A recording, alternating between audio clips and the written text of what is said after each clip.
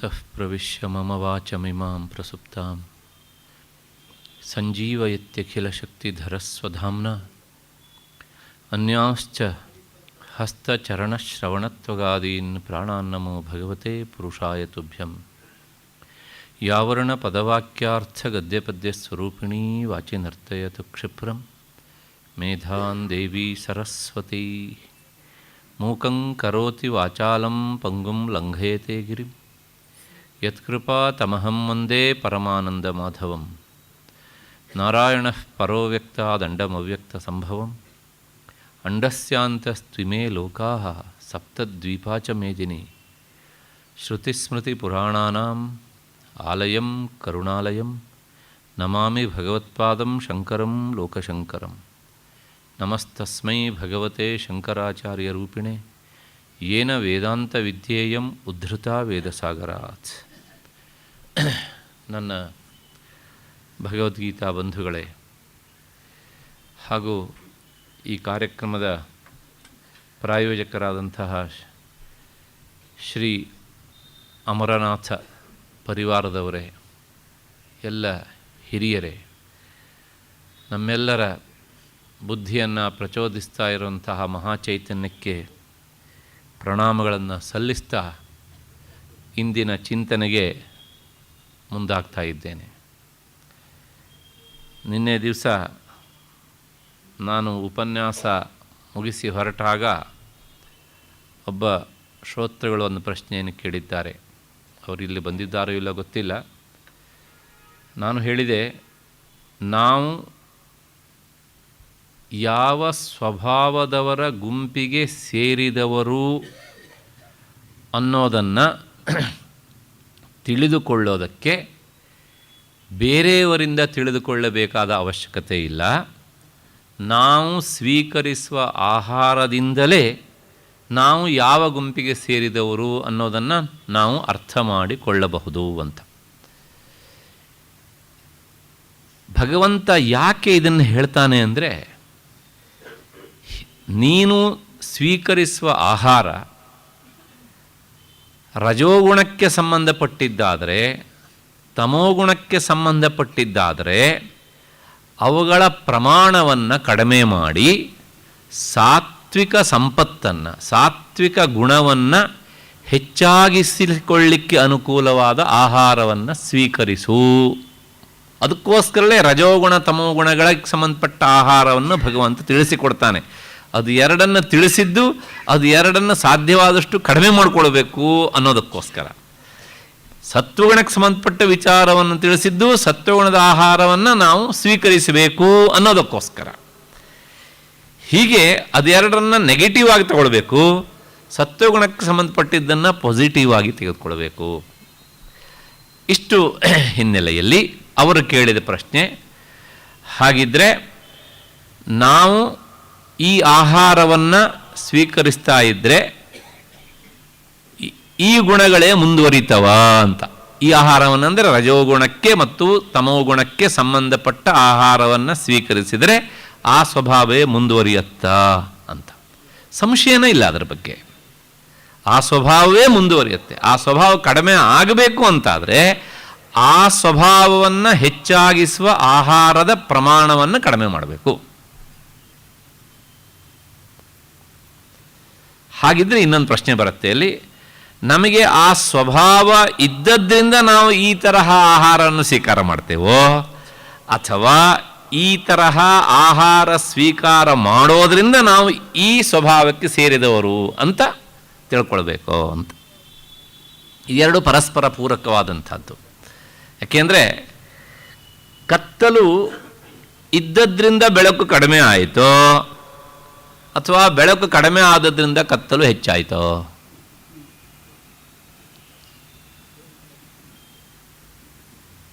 ಅಲ್ವಾ?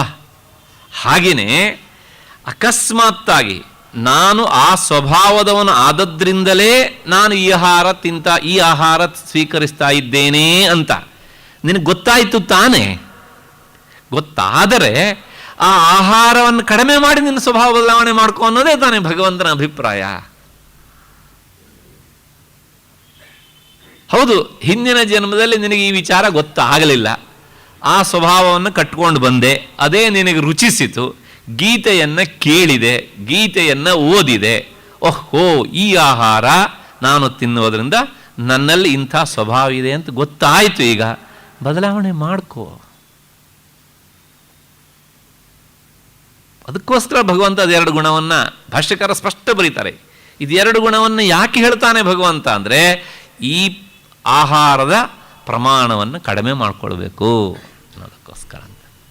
ಹಾಗಾಗಿ ಅವ್ರು ಕೇಳಿದ ಪ್ರಶ್ನೆ ಸ್ವಲ್ಪ ವಿಚಾರವನ್ನು ಅಪೇಕ್ಷಿಸಿದ್ದಾದ್ದರಿಂದ ನಾನು ಅದಕ್ಕೆ ಉತ್ತರ ಕೊಟ್ಟಿದ್ದೇನೆ. ಮತ್ತು ಏನಿದ್ರೂ ಸಹ ನಮ್ಮ ಆಹಾರ ಎನ್ನುವಂಥದ್ದು ಶುದ್ಧವಾಗಿರಬೇಕು.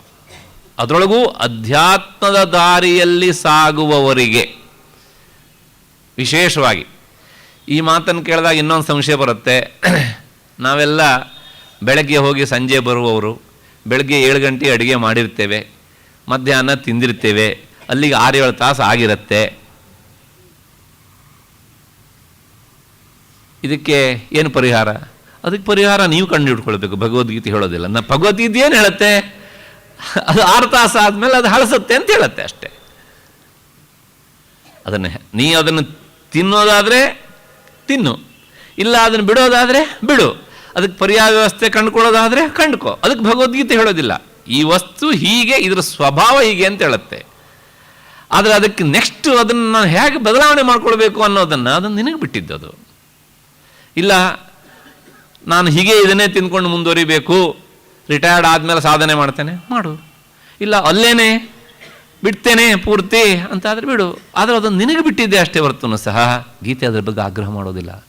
ಯಾವಾಗಲೂ ಶಾಸ್ತ್ರ ಅದು ಶಾಸ್ತಿ ಅಂದರೆ ಹೀಗೆ ಮಾಡು ಅಂತ ತಿಳಿಸಿಕೊಡುತ್ತೆ ಅಷ್ಟೇ. ಅದಕ್ಕೆ ಹೊಂದಾಣಿಕೆಯನ್ನು ನಾವು ಮಾಡ್ಕೊಳ್ಬೇಕು. ನಮಗೆ ಉತ್ಕಟವಾದಂಥ ಇಚ್ಛೆ ಇದ್ದರೆ ಇಲ್ಲ ಅನ್ನುವಂತಹ ತೀರ್ಮಾನ ಮಾಡ್ಕೊಳ್ಬಹುದು. ಇಲ್ಲ ಪರವಾಗಿಲ್ಲ, ಕೊನೆ ಪಕ್ಷ ಈ ರಾಜಸಿಕ ತಾಮಸಿಕ ಸ್ವಭಾವವನ್ನು ಹೆಚ್ಚಾಗಿಸುವ ಆಹಾರದ ಪ್ರಮಾಣವನ್ನಾದರೂ ಕಡಿಮೆ ಮಾಡ್ತೇನೆ ಅಂತ ಅಂದ್ಕೊಂಡ್ರೆ ಅದು ಒಂದು ಬದಲಾವಣೆ ಅಲ್ವಾ? ಹೀಗೆ ಹಾಗಾಗಿ ನಾವು ಶಾಸ್ತ್ರದ ವಿಚಾರವನ್ನು ನಮ್ಮ ಬುದ್ಧಿಯ ನೆಲೆಯಲ್ಲಿ ಸಾಧ್ಯವಾದಷ್ಟು ಅದನ್ನು ಈ ವಿಚಾರದ ಹೊರೆಗಲ್ಲಿಗೆ ಹಚ್ಚಿ ಅದನ್ನು ಮಥನ ಮಾಡಿಕೊಂಡು ನಾವು ಅಳವಡಿಸಿಕೊಳ್ಳಬೇಕು. ಯಾಕೆಂದರೆ ಇದನ್ನೆಲ್ಲ ಹೇಳ್ತಾ ಇರೋದು ಭಗವಂತ ಯಾರಿದ್ದೋ ಶ್ರೇಯಸ್ಸಿಗಾಗಿ ಅಲ್ವಲ್ಲ, ನಮ್ಮ ಶ್ರೇಯಸ್ಸಿಗೋಸ್ಕರ ತಾನೆ. ಹಾಗಾಗಿ ಇದ್ರ ಹೇಳಿದಾಗ ಮತ್ತೆ ಇನ್ನೂ ಬೇರೆ ಬೇರೆ ವಿಚಾರಗಳು ಹೇಳ್ತವೆ. ಹಾಗಿದ್ರೆ ನಾವು ಅಷ್ಟೆಲ್ಲ ಚೌಕಟ್ಟನ್ನು ಹಾಕ್ಕೊಂಡ್ರೆ ನಮ್ಮ ಬದುಕನ್ನು ಲೀಡ್ ಮಾಡೋದಕ್ಕಾಗತ್ತಾ? ಅದು ಯಾವುದಕ್ಕೂ ಭಗವದ್ಗೀತೆ ಹೇಳೋದಿಲ್ಲ ಉತ್ತರನ. ಹಾಗೆ ಅಂತ ಇಷ್ಟೆಲ್ಲ ಚೌಕಟ್ಟು ಹಾಕ್ಕೊಂಡು ಲೀಡ್ ಮಾಡೋರು ಇಲ್ವಾ? ಇದ್ದಾರೆ. ಆದ್ದರಿಂದ ಏನು ಹೇಳುತ್ತೆ? ಈ ಆಹಾರದ ಸ್ವಭಾವ ಇಂಥದ್ದು ಅಂತ ಹೇಳುತ್ತೆ. ಅದನ್ನು ನಾವು ಹೊಂದಿಸಿಕೊಂಡು ವ್ಯವಸ್ಥೆ ಮಾಡಿಕೊಳ್ಳುವಂಥದ್ದು ಅದು ನಮಗೆ ಬಿಟ್ಟಂಥದ್ದು. ಅಷ್ಟು ಹಿನ್ನೆಲೆಯಲ್ಲಿ ಆಹಾರ ಏನಿದ್ರೂ ಅದು ಮುಖ್ಯ. ಯಾಕೆಂದರೆ ಸಂಸ್ಥೆಯಲ್ಲಿ ಒಂದು ಮಾತುಂಟು, ಆಹಾರ ಶುದ್ಧವು ಸತ್ವ ಶುದ್ಧಿ. ನಾವು ತಿನ್ನುವ ಆಹಾರ ಶುದ್ಧವಾಗಿದ್ದರೆ ನಮ್ಮ ಸತ್ವ ಅಂದರೆ ಎರಡರ್ಥ, ಸ್ವಭಾವ, ಇನ್ನೊಂದರ್ಥ ನಾವು ಹೆಚ್ಚೆಚ್ಚು ಶುದ್ಧ ಆಹಾರ ಸ್ವೀಕರಿಸಿದಾಗ, ನಿನ್ನೆ ದಿವಸ ಹೇಳಿದ್ದೇನಲ್ಲ, ನಾವು ಎಂತಹ ಸ್ಥಿತಿಯಲ್ಲಿ ಕುಸಿದು ಹೋಗುವ ಪರಿಸ್ಥಿತಿಯಲ್ಲಿದ್ದರೂ ಸಹ ನಮ್ಮ ಮನಸ್ಸಿಗೆ ಒಂದು ವಿಶಿಷ್ಟವಾದ ಶಕ್ತಿ ಬರುತ್ತೆ. ಅದನ್ನು ಸತ್ವ ಅಂತ ಕರೀತಾರೆ. ಹಾಗಾಗಿ ಏನು ಮಾಡ್ತಾರೆ, ವಿಶೇಷವಾಗಿ ಸಾಧನೆ ಮಾಡುವಂತಹ ಸಾಧಕರು, ತಪಸ್ವಿಗಳು ಅವರೆಲ್ಲರೂ ಸಹ ಈ ಸಾತ್ವಿಕ ಆಹಾರವನ್ನೇ ಹೆಚ್ಚೆಚ್ಚು ಸ್ವೀಕರಿಸ್ತಾರೆ. ನೋಡಿ ನೀವು ಸಾಮಾನ್ಯವಾಗಿ ಸಮರ್ಥ ರಾಮದಾಸರ ಜೀವನ ಶೈಲಿ, ಸದ್ಗುರು ಭಗವಾನ್ ಶ್ರೀಧರ ಸ್ವಾಮಿಗಳ ಜೀವನ ಶೈಲಿ, ಮತ್ತು ಪ್ರಾತಸ್ಮರಣೀಯಂಥ ಶ್ರೀ ಚಂದ್ರಶೇಖರ ಭಾರತಿ ಸ್ವಾಮಿಗಳ ಜೀವನದ ಶೈಲಿಯನ್ನೆಲ್ಲ, ಆಹಾರದ ಕ್ರಮವನ್ನೆಲ್ಲ ನಾವು ನೋಡಿದಾಗ, ಅಂದರೆ ಆಹಾರಕ್ಕಾಗಿ ನಾವಲ್ಲ, ಜೀವಧಾರಣೆಗಾಗಿ ಆಹಾರ ಅನ್ನುವಂಥ ಒಂದು ಮಟ್ಟಕ್ಕೆ ಹೋಗಿ ಮುಟ್ಟಿಬಿಡ್ತಾರೆ ಅಂತ. ಅಷ್ಟು ಹಿನ್ನೆಲೆಯಲ್ಲಿ ಆ ರಸಯುಕ್ತವಾದ ಪದಾರ್ಥ, ತಿಳುವಾದ ಪದಾರ್ಥ, ಲಿಕ್ವಿಡ್, ಅದು ಹೆಚ್ಚು ಕೆಲಸ ಮಾಡುತ್ತೆ ನಮ್ಮ ಈ ಸಾತ್ವಿಕತೆಯನ್ನು ಹೆಚ್ಚಿಸುವ ವಿಷಯದಲ್ಲಿ. ಈ ಸಂದರ್ಭ ಬಂದಿದ್ದಕ್ಕೆ ನನಗೆ ಒಂದು ಘಟನೆ ನೆನಪಿಗೆ ಬರುತ್ತೆ, ಹೇಳಿಬಿಡ್ತೇನೆ ಹೀಗೆ ಅಂತ. ಒಂದು ಕಡೆಯಲ್ಲಿ ಒಂದು ಸಪ್ತಾಹ ನಡೀತು. ಸಪ್ತಾಹ ಅಂದರೆ ಭಾಗವತ ಸಪ್ತಾಹ ಅಂತ. ಅಲ್ಲಿನ ಸಂಬಂಧಪಟ್ಟ ವ್ಯಕ್ತಿಗಳು ಈ 7 ದಿನಗಳಲ್ಲಿ ವಿಶೇಷವಾಗಿ ಯಜಮಾನನಾದಂಥ ನಾವು ಹೇಗಿರಬೇಕು, ನಮ್ಮ ಆಹಾರದ ಶೈಲಿ ಹೇಗಿರಬೇಕು ಕೇಳಿದೆ. ಅದಕ್ಕೆ ಸಂಬಂಧಪಟ್ಟ ವಿಚಾರ ಭಾಗವತದಲ್ಲೇ ಬರುತ್ತೆ. ವಿಶೇಷವಾಗಿ ಆ ಕರ್ತನಾದವನು ಎಂತಹ ಆಹಾರ ಸ್ವೀಕರಿಸಬೇಕು. ಆಯಿತು, ಅವರು ಹೀಗೆ ಸ್ವೀಕಾರ ಮಾಡ್ತಾರೆ. ಆದರೆ ಇಲ್ಲಿ ಬಂದವರಿಗೂ ಸಹ ಈ ಶ್ರೇಯಸ್ಸಿನ ಅಂಶ ತಾಗಬೇಕಲ್ವ, ಸಿಗಬೇಕಲ್ವ. ಅವರಿಗೂ ಕೊನೆಯ ಪಕ್ಷ ಒಂದಿಷ್ಟು ಸಾತ್ವಿಕ ಆಹಾರವೇ ಹೋಗಬೇಕು. ಆಗ ನಾನು ಹೇಳಿದೆ, ನೋಡಿ, ಭಗವಂತ ಗೀತೆಯಲ್ಲಿ ಇಂಥ ಮಾತನ್ನು ಹೇಳಿದ್ದಾನೆ. ಹಾಗಾಗಿ ಪ್ರತಿದಿನವೂ ಸಹ ಯಾವುದಾದ್ರೂ ಒಂದು ವನಸ್ಪತಿ ಮೂಲದಿಂದ, ಮೂಲ ಅಂದರೆ ಬೇರಿನಿಂದ ಮಾಡಿದಂತಹ, ಅಥವಾ ಅದರ ಎಲೆಯಿಂದ ಮಾಡಿದಂತಹ, ಅಥವಾ ಅದರ ಭಾಗದಿಂದ ಮಾಡಿದಂತಹ ಒಂದು ತಿಳುವಾದ ಪದಾರ್ಥವನ್ನು, ಸಾತ್ವಿಕವಾದ ಪದಾರ್ಥವನ್ನು ಎಲ್ಲರಿಗೂ ಸಹ ಬಡಿಸಬೇಕು ಮೊದಲು. ಆಮೇಲೆ ನಿಮ್ಮ ಸಾಂಬಾರು, ಕೊಳಂಬು ಏನೇನಿದೆಯೋ ಅದೆಲ್ಲ ಅಂತ. ಅದು ಏನು ಸ್ವಾರಸ್ಯವೋ ಗೊತ್ತಿಲ್ಲ, ಭಗವಂತನ ಮಾತು ನೋಡಿ. ಅದು ಆ ಸಪ್ತಾಹದಲ್ಲಿ ಯಾರ್ಯಾರು ಪ್ರಸಾದ ಸ್ವೀಕರಿಸಿದರೋ ಎಲ್ಲರೂ ಬಾಯಿ ತುಂಬ ಹೊಗಳಿದ್ದ ಆ ಪದಾರ್ಥವನ್ನೇ. ಆಮೇಲೆ ಇನ್ಯಾವುದೇ ಸಿಹಿ ಪದಾರ್ಥವನ್ನಾಗಲಿ ಅಥವಾ ಸ್ವೀಟನ್ನಾಗಲಿ ಅಲ್ಲ.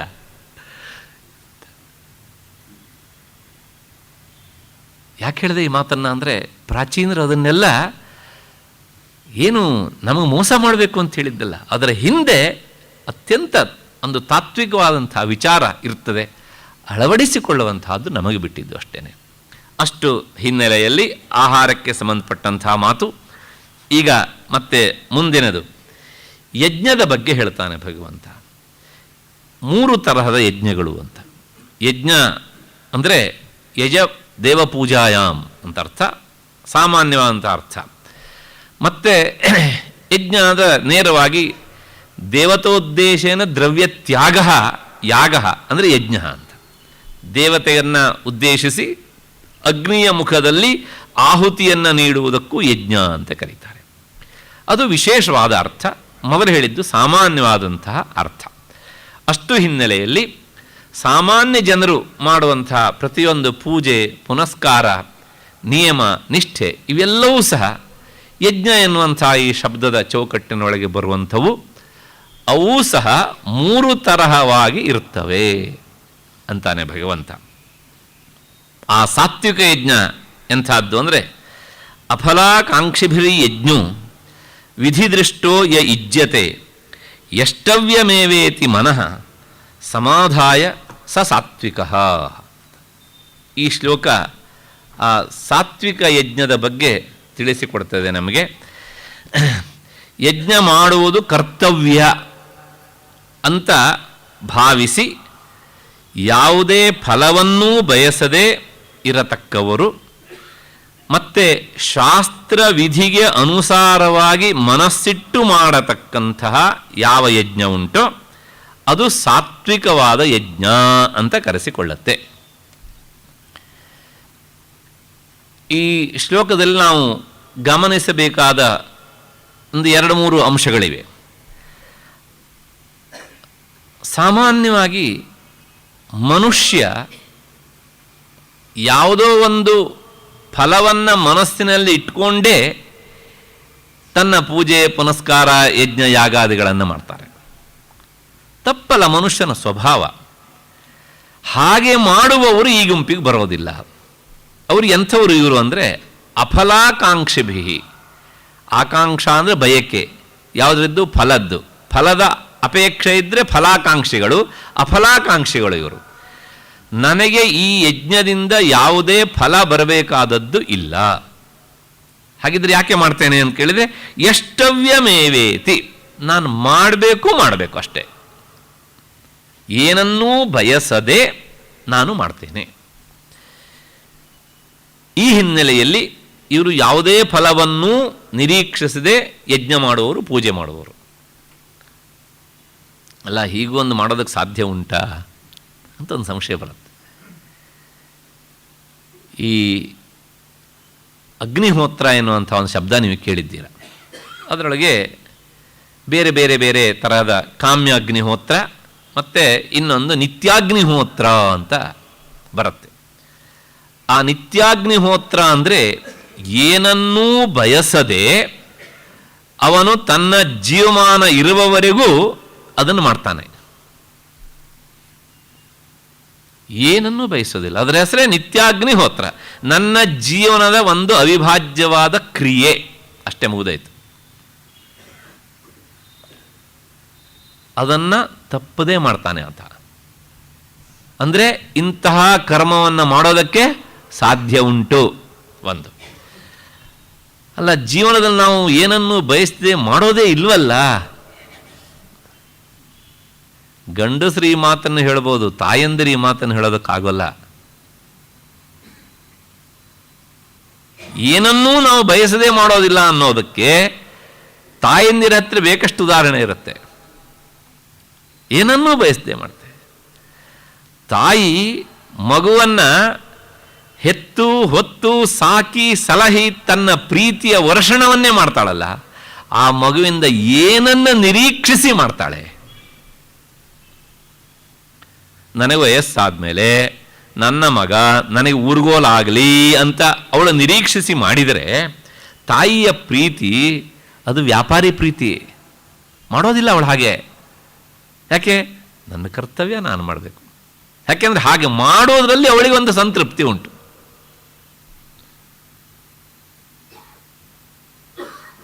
ಭಗವಂತನನ್ನ ನಿಷ್ಕಾಮವಾಗಿ ಪೂಜಿಸಬಹುದು ಅನ್ನೋದಕ್ಕೆ ತಾಯಿ ಮಕ್ಕಳ ಉದಾಹರಣೆಯೇ ಪ್ರಸಿದ್ಧವಾದ ಉದಾಹರಣೆ.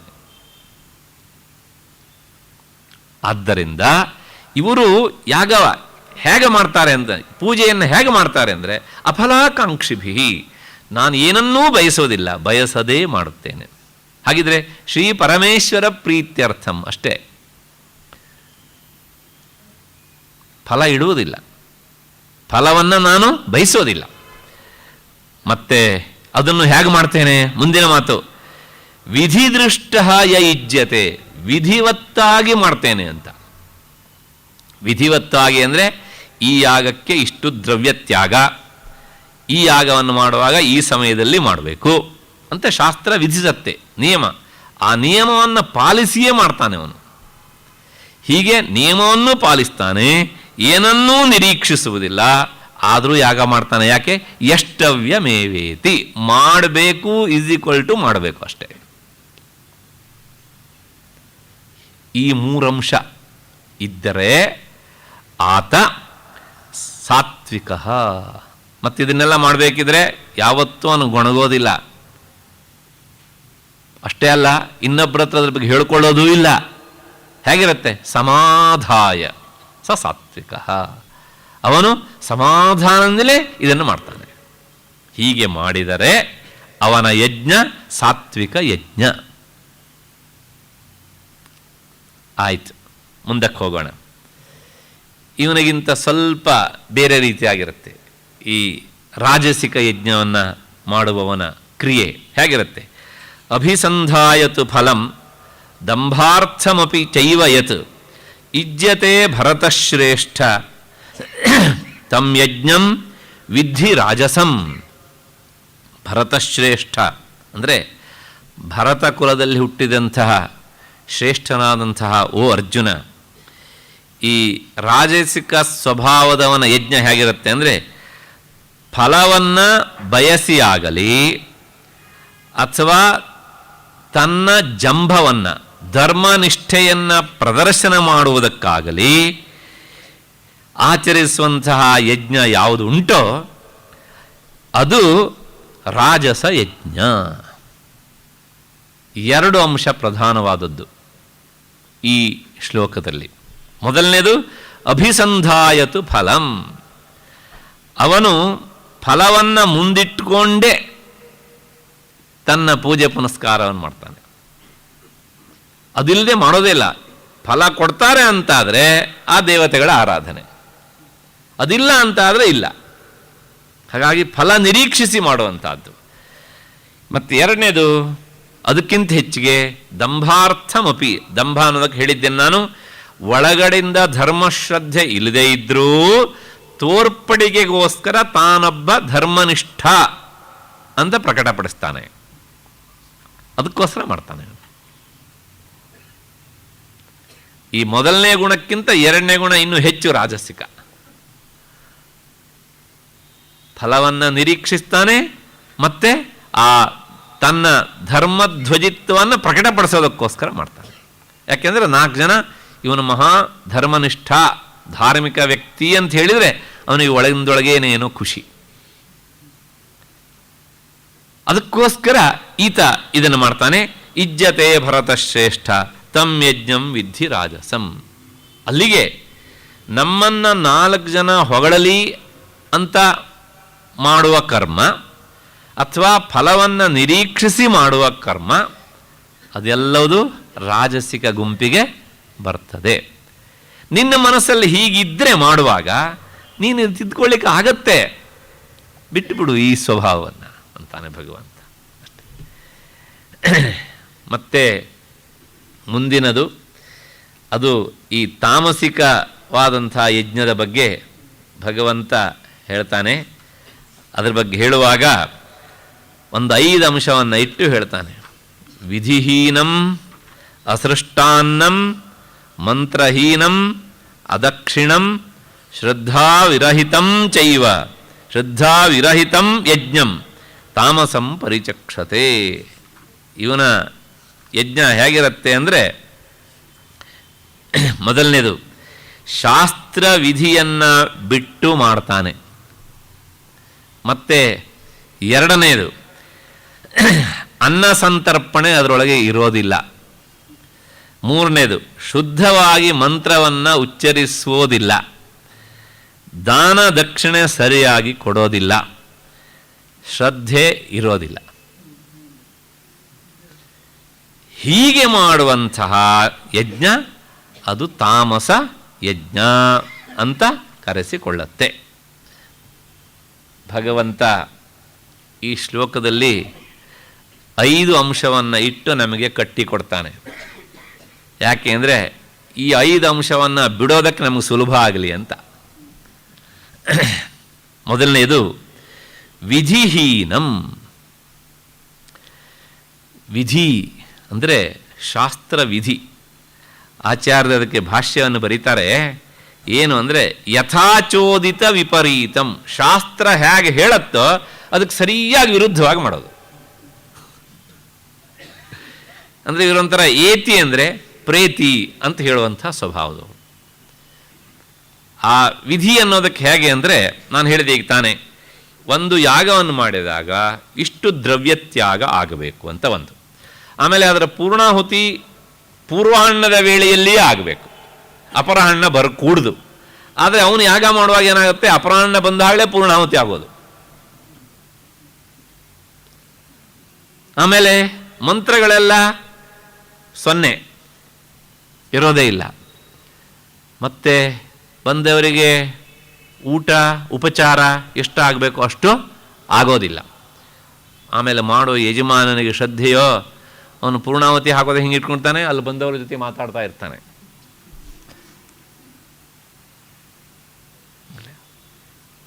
ನೀನು ಆ ಯಜ್ಞ ಮಾಡುವಷ್ಟು ಹೊತ್ತು ಲೌಕಿಕ ವಿಚಾರವನ್ನು ಪೂರ್ತಿಯಾಗಿ ಬಿಟ್ಟಿರಬೇಕು.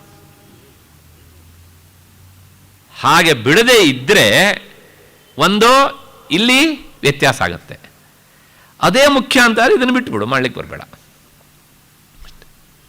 ಹಾಗಾಗಿ ವಿಧಿ ಶಾಸ್ತ್ರ ಹೇಳುತ್ತೆ, ಇಂತಿಂಥ ಕರ್ಮಾರ ಇಂತಿಷ್ಟು ಹೊತ್ತಿನಲ್ಲಿ ಅದು ಆಗಿಬಿಡಬೇಕು ಅಂತ.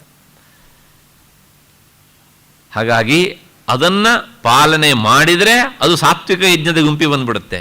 ಅದನ್ನು ಈತ ಸಂಪೂರ್ಣವಾಗಿ ಬಿಟ್ಟಿರ್ತಾನೆ. ಅಂದರೆ ಈತ ಮಾಡುವಂಥ ಯಾಗದಲ್ಲಿ ಶಾಸ್ತ್ರದ ಚೌಕಟ್ಟಿನ ಯಾವ ಅಂಶವೂ ಸಹ ಇರೋದಿಲ್ಲ. ಮತ್ತೆ ಎರಡನೇದು ಅಸೃಷ್ಟಾನ್ನಂ. ಸೃಷ್ಟಾನ್ನ ಅಂದರೆ ಅನ್ನ ವಿತರಣೆ ಮಾಡೋದು ಅಂತ ಅರ್ಥ. ಒಂದು ಯಾಗ ಅಂತ ಮಾಡುವಾಗ ಪ್ರತಿದಿನವೂ ಇಷ್ಟು ಅನ್ನ ಸಂತರ್ಪಣೆ ಆಗಲೇಬೇಕು. ಯಾಕೆಂದರೆ ಯಾಗ ಅಥವಾ ಯಜ್ಞ ಅನ್ನೋದಕ್ಕೆ ಅರ್ಥನೇ ತ್ಯಾಗ ಅಂತ ಅರ್ಥ. ಹಾಗಾಗಿ ಆ ಹಸಿದವರ ಹೊಟ್ಟಿಗೆ ಆಹಾರ ಕೊಡೋದು ಸಹ ಇವನ ತ್ಯಾಗದ ಒಂದು ಭಾಗ. ಯಾಕೆಂದರೆ ಶ್ರೀ ಪರಮಾತ್ಮ ಪ್ರಿಯತಾಮ್ ಅಂತ ಹೇಳುವಾಗ ಸರ್ವ ಹೃದಯ ಅಂತರ್ಯಾಮಿ ಪರಮಾತ್ಮ ಪ್ರಿಯತಾಮ್. ಅದಕ್ಕೋಸ್ಕರಲೇ ಎಷ್ಟೆಷ್ಟು ಜನ ಹೆಚ್ಚು ಊಟ ಮಾಡ್ತಾರೋ ಅಷ್ಟಷ್ಟು ಆ ಪರಮಾತ್ಮನ ರೂಪಕ್ಕೆ ನಾವು ಸಲ್ಲಿಸುವಂಥ ತೃಪ್ತಿಯ ಭಾಗ ಅಂತ. ಹಾಗಾಗಿ ಅನ್ನ ಸಂತರ್ಪಣೆ ಎನ್ನುವಂತಹದ್ದು ಯಾಗದ ಒಂದು ಭಾಗ ಆಯಿತು. ಮೂರನೇದು ಮಂತ್ರಹೀನಂ. ಈ ಮಂತ್ರಹೀನ ಅನ್ನೋದಕ್ಕೆ ಬಹಳ ಸುದೀರ್ಘವಾದ ಅರ್ಥ ಉಂಟು. ಮಂತ್ರ ಅಂದರೆ ಏನು? ಮಂತ್ರ ಅಂದರೆ ಮನನಾತ್ ತ್ರಾಯತೆ ಇತಿ ಮಂತ್ರ. ಯಾವುದನ್ನು ನಿರಂತರ ನಾವು ಮನನ ಮಾಡಿದರೆ ನಮ್ಮನ್ನು ರಕ್ಷಿಸುತ್ತೋ ಅದಕ್ಕೆ ಮಂತ್ರ ಅಂತ ಹೆಸರು. ಅಷ್ಟೇ ಅಲ್ಲ, ಈ ಮಂತ್ರವನ್ನು ನಿರಂತರ ನಾವು ಸ್ಮರಣೆ ಮಾಡ್ತಾ ಮಾಡ್ತಾ ಹೋದಾಗ ಮಾಂಸಮಯವಾದಂಥ ದೇಹ ಮಂತ್ರಮಯವಾಗತ್ತೆ ಅಂತ. ಇದೆಲ್ಲ ಶಾಸ್ತ್ರದ ಮಾತು. ಅಂದರೆ ನಮ್ಮ ಮನಸ್ಸನ್ನು ಶುದ್ಧ ಮಾಡುವಂಥ ಅಂಶಗಳಲ್ಲಿ ಮಂತ್ರದ ಪಾತ್ರ ಬಹಳ ಮುಖ್ಯ. ಹಾಗಾಗಿ ಈ ಮಂತ್ರ ಹೇಗಿರಬೇಕು ಅಂದರೆ ಅದು ಅತ್ಯಂತ ಸ್ಪಷ್ಟವಾಗಿ ಇರಬೇಕು. ಯಾಕೆ ಅಂದರೆ ಒಂದು ಮಾತುಂಟು, ದೈವಾಧೀನಂ ಜಗತ್ಸರ್ವಂ ಮಂತ್ರಾಧೀನಂತು ದೈವತಂ ಅಂತ. ದೇವತೆಗಳಿಗೂ ಯಜಮಾನನಿಗೂ ಮಾಧ್ಯಮ ಯಾವುದು ಅಂದರೆ ಮಂತ್ರ. ಮಂತ್ರ ಅಂದ್ರೇನು? ಆ ಯಾಗದಲ್ಲಿ ದೇವತೆಗಳನ್ನು ಆಹ್ವಾನಿಸುವಂಥ ಶಬ್ದ ಸಂಪತ್ತು. ಹಾಗಾಗಿ ನೀವು ಆ ಯಾಗವನ್ನು ಮಾಡುವಾಗ ಮಂತ್ರವನ್ನೇ ಉಚ್ಚರಿಸದೇ ಇದ್ದರೆ ದೇವತೆಗಳನ್ನು ಕರೆಯುವ ಪರಿಯಾದರೂ ಹೇಗೆ? ಆದ್ದರಿಂದ ಹೇಳುವ ಮಂತ್ರ ಅದು ಸರಿಯಾಗಿ ಇರಬೇಕು. ಇದು ಮೊದಲನೆಯ ಅರ್ಥ. ಮತ್ತೆ ಎರಡನೇದು ಮಂತ್ರಹೀನ ಅಂದರೆ ಏನು ಅಂದರೆ ಮಂತ್ರತಃ ಮಂತ್ರವನ್ನೇ ಹೇಳೋದಿಲ್ಲ, ಸುಮ್ಮನೆ ಕೊನೆಯ ಒಂದಿಷ್ಟು ಮಂತ್ರ ಹೇಳಿದಾನೆ ಸ್ವಾಹ ಅಂದ್ಬಿಡೋದು ಅಷ್ಟೇ. ಮೊದಲನೇದಲ್ಲ ಅಂಡರ್ಸ್ಟುಡ್ಡು ಅಂತ. ಏನು ಅಂಡರ್ಸ್ಟುಡ್? ನನಗೆ ಬರೋದಿಲ್ಲ ಅಂತ ಅಂಡರ್ಸ್ಟುಡ್ ಅಷ್ಟೇ. ಅಥವಾ ಇನ್ನೊಂದ್ಸಲ ಏನಾಗುತ್ತೆ ಅಂತ ಕೇಳಿದರೆ ಸ್ವರತಃ ವರ್ಣತಃ. ಈ ಮಂತ್ರ ಹೇಳುವಾಗ ಕೆಲವು ಜನರಿಗೆ ಏನಾಗುತ್ತೆ ಅಂದರೆ, ದಯವಿಟ್ಟು ಅನ್ಯಥಾ ಭಾವಿಸಬೇಡಿ, ನಾಲಿಗೆ ಸ್ಪಷ್ಟವಾಗಿ ತಿರುಗೋದಿಲ್ಲ. ಆಗ ಏನಾಗುತ್ತೆ, ಶಕಾರ ಸಕಾರಗಳಲ್ಲಿ ವ್ಯತ್ಯಾಸ ಆಗಿಬಿಡುತ್ತೆ. ಶಕ್ರ ಅಂತ ಹೇಳೋದಕ್ಕೆ ಸಕ್ರ ಅಂತ ಹೇಳಿದರೆ ಆ ಶಕ್ರ ದೇವೇಂದ್ರ ಬರ್ತಾನ ಅಲ್ಲಿಗೆ. ಯಾಕೆ? ಅವನ ಹೆಸರನ್ನು ನಾವು ಸ್ಪಷ್ಟವಾಗಿ ಹೇಳದೇ ಇದ್ದರೆ ಅದು ಅವನಿಗೆ ಅವಮಾನ ಹೌದಾ ಅಲ್ವೋ? ನಮ್ಮ ಹೆಸರನ್ನು ಎರ್ರ ಬಿರ್ರ ಕೂಗಿ ಕರೆದ್ರೆ ನಾವು ಹೋಗ್ಬಿಡ್ತೇವಾ? ಇಲ್ಲ. ಹಾಗೇನೆ ಅದರೊಳಗೂ ದೇವತೆಗಳು ಯಥಾರ್ಥ ಪ್ರಿಯರು, ಇದ್ದಿದ್ದನ್ನು ಇದ್ದಾಗ ಹೇಳಿದರೆ ಅವ ಸಂತೋಷ. ಹಾಗಾಗಿ ಅದನ್ನು ನೀವು ತಪ್ಪಾಗಿ ಉಚ್ಚಾರಣೆ ಮಾಡಿದರೆ ಅದು ದೇವತೆಗಳನ್ನು ನಾವು ಅವಮಾನಿಸುವ ಪರಿ. ಅದು ಎಲ್ಲೂ ಕೂಡುದು. ಅದಾಗತ್ತೆ ಅಂತ ಗೊತ್ತಾ ನಾವು ತಿದ್ದಿಕೊಳ್ಬೇಕು. ಅದಕ್ಕೋಸ್ಕರಲೇ ಇಂಥ ವಿಷಯ ಬಂದಾಗೆಲ್ಲ ನಾವು ಸಂಸ್ಕೃತ ಭಾಷೆಯನ್ನು ಮತ್ತೆ ಮತ್ತೆ ಆಯ್ಕೆ ಮಾಡಿಕೊಂಡು ಅಷ್ಟೋ ಇಷ್ಟು ನಾವು ಓದಬೇಕು ಅಂತ ನಮ್ಮ ಪ್ರಾಚೀನರು ಹೇಳ್ತಾರೆ. ಯಾಕೆಂದರೆ ಈ ಶುದ್ಧತೆ ಬದ್ಧತೆ ಇರುವಂಥ ಭಾಷೆ ಇದಾದ್ದರಿಂದ ಅದು ವೇದ, ಅದು ಅಲೌಕಿಕವಾದಂಥ ಸಂಸ್ಕೃತ ಭಾಷೆ, ಅದು ಭಗವಂತನ ಉಸಿರು. ಅದನ್ನು ನಾವು ನಮ್ಮ ಉಸಿರಾಟಕ್ಕೆ ತಕ್ಕ ಹಾಗೆ ಉಚ್ಚಾರ ಮಾಡುವಂತಿಲ್ಲ, ಆ ನೆಲೆಯಲ್ಲಿ ನಿಂತೇ ಹೇಳಬೇಕಾಗತ್ತೆ. ಹಾಗಾಗಿಯೇ ಆ ಮಂತ್ರವನ್ನು ಹೇಗೆ ಉಚ್ಚಾರ ಮಾಡಬೇಕು ಅದಕ್ಕೋಸ್ಕರ ನಮ್ಮಲ್ಲೊಂದು ಧ್ವನಿಶಾಸ್ತ್ರ, ಫೊನೆಟಿಕ್ಸ್ ಅಂತಲೇ ಒಂದು ಉಂಟು. ಅದನ್ನು ಗುರುಮುಖದಿಂದಲೇ ನಾವು ಕಲಿಬೇಕು. ಬಾಲ್ಯದಲ್ಲಿಯೇ ಆಗಬೇಕು. ನಿವೃತ್ತಿ ಆದ ಮೇಲೆ ವೇದಾಧ್ಯಯನವನ್ನು ಮಾಡಬಾರ್ದು ದಯವಿಟ್ಟು ಯಾರೂ ಸಹ. ರಿಟೈರ್ಮೆಂಟ್ ಆದಮೇಲೆ ಇನ್ನೇನು ಕೆಲಸ ಇರಲ್ಲ ಅಂಥೇಳಿ ವೇದ ಓದಲಿಕ್ಕೆ ಹೋಗಬಾರ್ದು. ಯಾಕೆ ಅಂದರೆ ಅದು ಅಪೌರುಷೇಯ ವಾಣಿ, ಆದ್ದರಿಂದ ನಮ್ಮ ಮಟ್ಟಕ್ಕೆ ಅದು ಇಳಿಯೋದಿಲ್ಲ. ನಾವು ರಿಟೈರ್ಡ್ ಆಗೋಷ್ಟೊತ್ತಿಗೆ ನಮ್ಮ ದೈಹಿಕ ಶಕ್ತಿ, ಬೌದ್ಧಿಕ ಶಕ್ತಿ ಎರಡನ್ನೂ ಸಹ ನಮ್ಮ ಆಫೀಸಿನಲ್ಲಿ ನಾವು ವ್ಯಯ ಮಾಡಿರ್ತೇವೆ. ಹಾಗಾಗಿ ಅದನ್ನು ಉಚ್ಚರಿಸಲಿಕ್ಕೆ ಬೇಕಾದಂತಹ ಈ ವಾಕ್ ಶಕ್ತಿ ಆಗಲಿ, ನಾಲಿಗೆಯ ತಿರುಗುವಿಕೆ ಆಗಲಿ, ಗ್ರಹಣ ಮಾಡುವಷ್ಟು ಬೌದ್ಧಿಕ ಶಕ್ತಿ ಆಗಲಿ ಇರದೇ ಅದು ಕುಂಠಿತವಾಗಿ ಬಿಡ್ತದೆ. ಹಾಗಾಗಿ ಬಾಲ್ಯ ಪಾಠದಲ್ಲಿ ಹೇಗೆ ಸ್ವರ ವರ್ಣ ಸ್ವಚ್ಛ ಆಗ್ತವೋ ಹಾಗೆ 50 ಆದಮೇಲೆ 50 ಅದನ್ನು ಬಾಲ್ಯದಲ್ಲಿ ಓದ್ದೇ ಇದ್ರೆ ನೀವು 20ನೇ ವಯಸ್ಸಿಗೆ ಓದಿದ್ರು ಸಹ ಅದೇ ತೊಂದರೆನೇ ಆಗತ್ತೆ ಮತ್ತೆ ಪುನಃ. ಹಾಗಾಗಿ ಬಾಲ್ಯದಲ್ಲಿಯೇ ಅದು ಆಗಬೇಕಾದದ್ದು. ಅಕಸ್ಮಾತ್ತಾಗ ಆಗದೆ ಯಜ್ಞ ಮಾಡಬೇಕು ಅಂತ ಅನ್ನಿಸ್ತು, ರಿಟೈರ್ಡ್ ಆದವನು ಕರ್ಕೊಂಡು ಬಂದುಬಿಟ್ಟು ಆಮೇಲೆ ಓದ್ದವರು ಏನು ಕಥೆ? ಅಷ್ಟೇ ಅವ್ರು ಹೇಳುವ ಮಂತ್ರವನ್ನು ಮತ್ತು ಅವ್ರು ಹಾಗಿದ್ದಾರೋ ಇನ್ನೊಬ್ರು ಕೇಳಬೇಕು ಅಷ್ಟೇ, ಬೇರೆಯವ್ರು ಕೇಳೋದಕ್ಕಾಗೋದಿಲ್ಲ.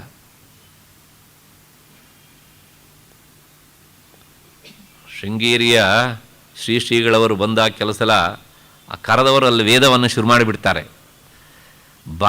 ಒಂದು ಶಬ್ದ ಬಾಯಿ ಬಿಟ್ಟ ತಕ್ಷಣ ಗೊತ್ತಾಗ್ಬಿಡುತ್ತೆ ಅವರಿಗೆ, ಇವನು ಬಾಲ್ಯದಲ್ಲಿ ಅಧ್ಯಯನ ಮಾಡಿದವನು, ರಿಟೈರ್ಡ್ ಆದಮೇಲೆ ಮಾಡಿದವನು ಅಂತ ತಕ್ಷಣ ಹೇಳಿಬಿಡ್ತಾನೆ. ನಿಲ್ಸು, ಈ ಕಡೆ ಅವರ ಕಡೆಯಿಂದ ಬಂದಿರ್ತಾರಲ್ಲ ಅವ್ರ ಹತ್ರ ಹೇಳಿಸ್ಬಿಡ್ತಾರೆ. ಏನು ಹೇಳೋದಿಲ್ಲ ಅವರು, ಯಾಕೆಂದರೆ ಹಾಗೆ ಹೇಳಿದರೆ ಅಪಚಾರ ಅದಕ್ಕೆ ಅಷ್ಟೆ. ಆದ್ದರಿಂದ ಅದು ಹಾಕು ಕೂಡುದು ಅನ್ನೋದಕ್ಕೋಸ್ಕರ. ಹಾಗಾಗಿ ಮಂತ್ರ ಆ ವರ್ಣ ಕೆಲವು ಸಲ ಏನಾಗುತ್ತೆ, ಲೋಪ ಆಗಿಬಿಡುತ್ತೆ, ಅಕ್ಷರ ಹಾರಿ ಹೋಗಿಬಿಡುತ್ತೆ, ಅದು ತಪ್ಪು. ಮತ್ತೆ ಸ್ವರ ಅಂದರೆ ಆ ಸ್ವರಿತ, ಉದಾತ್ತ, ಅನುದಾತ್ತ ಸ್ವರ, ಇದು ವ್ಯತ್ಯಾಸ ಆದ್ರೂ ಸಹ ಮಹಾ ಅನರ್ಥ. ಹಾಗಾಗಿ ಮಂತ್ರತಃ ಮತ್ತೆ ಸ್ವರತಃ ವರ್ಣತಃ ವಿಯುಕ್ತಂ ಮಂತ್ರಹೀನಂ. ಈ ಸಂದರ್ಭದಲ್ಲಿ ನನಗೆ ಸ್ವರ ವ್ಯತ್ಯಾಸ ಆದರೆ ಏನು ಅನಾಹುತ ಆಗುತ್ತೆ ಅನ್ನೋದಕ್ಕೆ ಒಂದು ವೇದದಲ್ಲಿ ಬರುವಂತಹ ಕಥೆ ನೆನಪಿಗೆ ಬರುತ್ತೆ, ಪುರಾಣದಲ್ಲೂ ಬರುತ್ತೆ ಆ ಕಥೆ.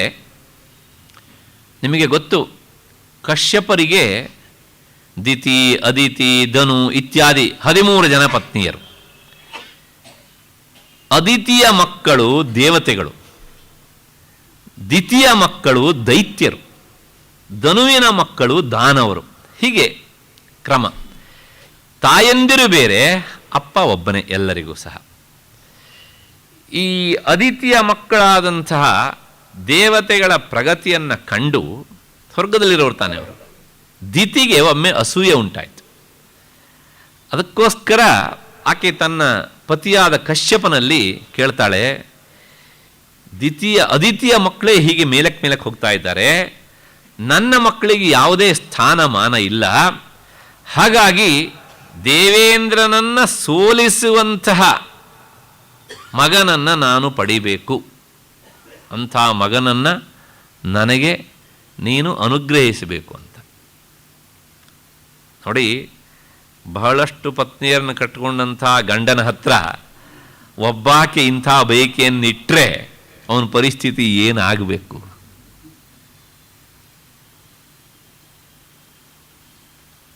ಆಗ ಯಾಕೆ ಅದಿತಿಯವನು ಹೆಂಡ್ತಿನೇ ಅಲ್ವಾ? ಆಗ ಆತ ಹೇಳ್ತಾನೆ, ಆಗಲಿ, ನಾನು ನಿನಗೊಂದು ಮಂತ್ರವನ್ನು ಉಪದೇಶ ಮಾಡ್ತೇನೆ, ಆ ಮಂತ್ರವನ್ನು ಶುಚಿರ್ಭೂತರಾಗಿ ಸ್ವಚ್ಛವಾಗಿ ನೀನು ಉಚ್ಚಾರಣೆ ಮಾಡಬೇಕು, ಇಂತಿಷ್ಟು ದಿನಗಳ ಕಾಲ ಅಂತ. ಆಗಲಿ ಅಂತ ಹೇಳಿದರು. ಏನು ಅಂದರೆ, ಇಂದ್ರ ಶತ್ರುರ್ವರ್ಧಸ್ವ ಅರ್ಥ ಆಗತ್ತೆ ಅಂತ ಅಂದ್ಕೊಂಡಿದ್ದೇನೆ. ಇಂದ್ರನ ಶತ್ರುವನ್ನು ವರ್ಧಸ್ವ, ಹುಟ್ಟಿಸು, ಅಂದರೆ ಅಂಥ ಮಗುವು ಬೆಳೆಯುವ ಹಾಗೆ, ನನ್ನ ಹೊಟ್ಟೆಯಲ್ಲಿ ಬೆಳೆಯುವ ಹಾಗೆ ಅನುಗ್ರಹಿಸು ಅಂತ. ಅದಕ್ಕೆ ಸ್ವರ ಇದೆ. ಇದೊಂದು ಆರ್ಡಿನರಿ ಸೆಂಟೆನ್ಸ್ ಅಂತ ಅಂದ್ಕೊಳ್ಬೇಡಿ. ಅದಕ್ಕೆ ಸ್ವರ ಅಂದರೆ ಮೇಲೆ ಇದ್ದರೆ ಸ್ವರಿತ ಅಂತ ಕರೀತಾರೆ, ಕೆಳಕ್ಕಿದ್ರೆ ಉದಾತ್ತ ಅಂತ ಕರೀತಾರೆ, ಮೇಲೆ ಕೆಳಕ್ಕೆ ಯಾವುದಕ್ಕೂ ಸ್ವರ ಇಲ್ಲದೆ ಇದ್ದರೆ ಅದನ್ನು ಅನುದಾತ್ತ ಅಂತ ಕರೀತಾರೆ. ಹಾಗಾಗಿ ಆಕೆ ಈ ಮಂತ್ರವನ್ನು ದಿನವೂ ಹೇಳ್ತಿದ್ಲು. ಹೀಗೆ ಹೇಳು ಅಂತ ಕಶ್ಯಪ ಹೇಳಿದ್ದ.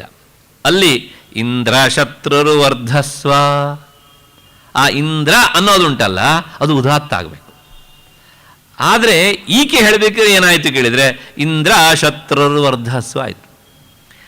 ನೋಡಿ, ಸೇಮ್ ಸೆಂಟೆನ್ಸ್, ಆದರೆ ಆ ಆರೋಹ ಅವರೋಹದೊಳಗೆ ಸ್ವರ ವ್ಯತ್ಯಾಸ ಆಯಿತು. ಆ ಸ್ವರ ವ್ಯತ್ಯಾಸ ಆದ್ರಿಂದ ಏನಾಯಿತು ಕೇಳಿದರೆ, ಇಂದ್ರನನ್ನ ಕೊಲ್ಲುವ ಮಗನನ್ನ ಹುಟ್ಟಿಸು ಅಂತ ಕೇಳುವ ಬದಲು ಇಂದ್ರನಿಂದ ಕೊಲ್ಲಲ್ಪಡುವ ಮಗನನ್ನ ಹುಟ್ಟಿಸು ಅಂತ ಆಗೋಯ್ತು. ಒಂದೇ ಸ್ವರ.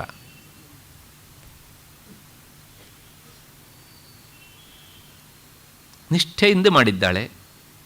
ಕೊನೆಗೆ ಏನಾಯಿತು ಕೇಳಿದರೆ, ಇದು ಗೊತ್ತಾದಾಗ ಇಂದ್ರ ಅವಳ ಬಳಿ ಸಾರಿದ, ಬಂದ ಚಿಕ್ಕಮ್ಮ ಅಂತ. ಮೆತ್ತಿಗೆ ಅವಳ ಸೇವೆಯನ್ನು ಮಾಡೋದಕ್ಕೆ ಶುರು ಮಾಡಿದ. ವಿಶ್ವಾಸ ಬಂತು, ಬಾಯ್ಬಿಟ್ಟು ಹೇಳೇ ಬಿಟ್ಲವಳು, ನಾನು ಈ ವ್ರತವನ್ನು ಯಾಕೆ ಮಾಡ್ತಿದ್ದೇನೆ ಗೊತ್ತಾ, ನಿನಗೆ ಸರಿಸಾಟಿಯಾದಂಥ ಮಗನನ್ನು ಪಡಿಬೇಕು ಅಂತ. ಪೂರ್ತಿ ಸತ್ಯ ಹೇಳಿಲ್ಲ, ಅರ್ಧ ಸತ್ಯ. ಆಗಲಿ ಅಮ್ಮ ಅಂತ ಹೇಳಿದ. ಕೊನೆಗೆ ಒಂದು ದಿವಸ ಅವಳು ಮನಗಿದ ಪರಿಯನ್ನು ನೋಡಿದ. ಇದೇ ಸಕಾಲ ಅಂತ. ಅಶುಚಿಯಾಗಿದ್ಲು ಅವಳು.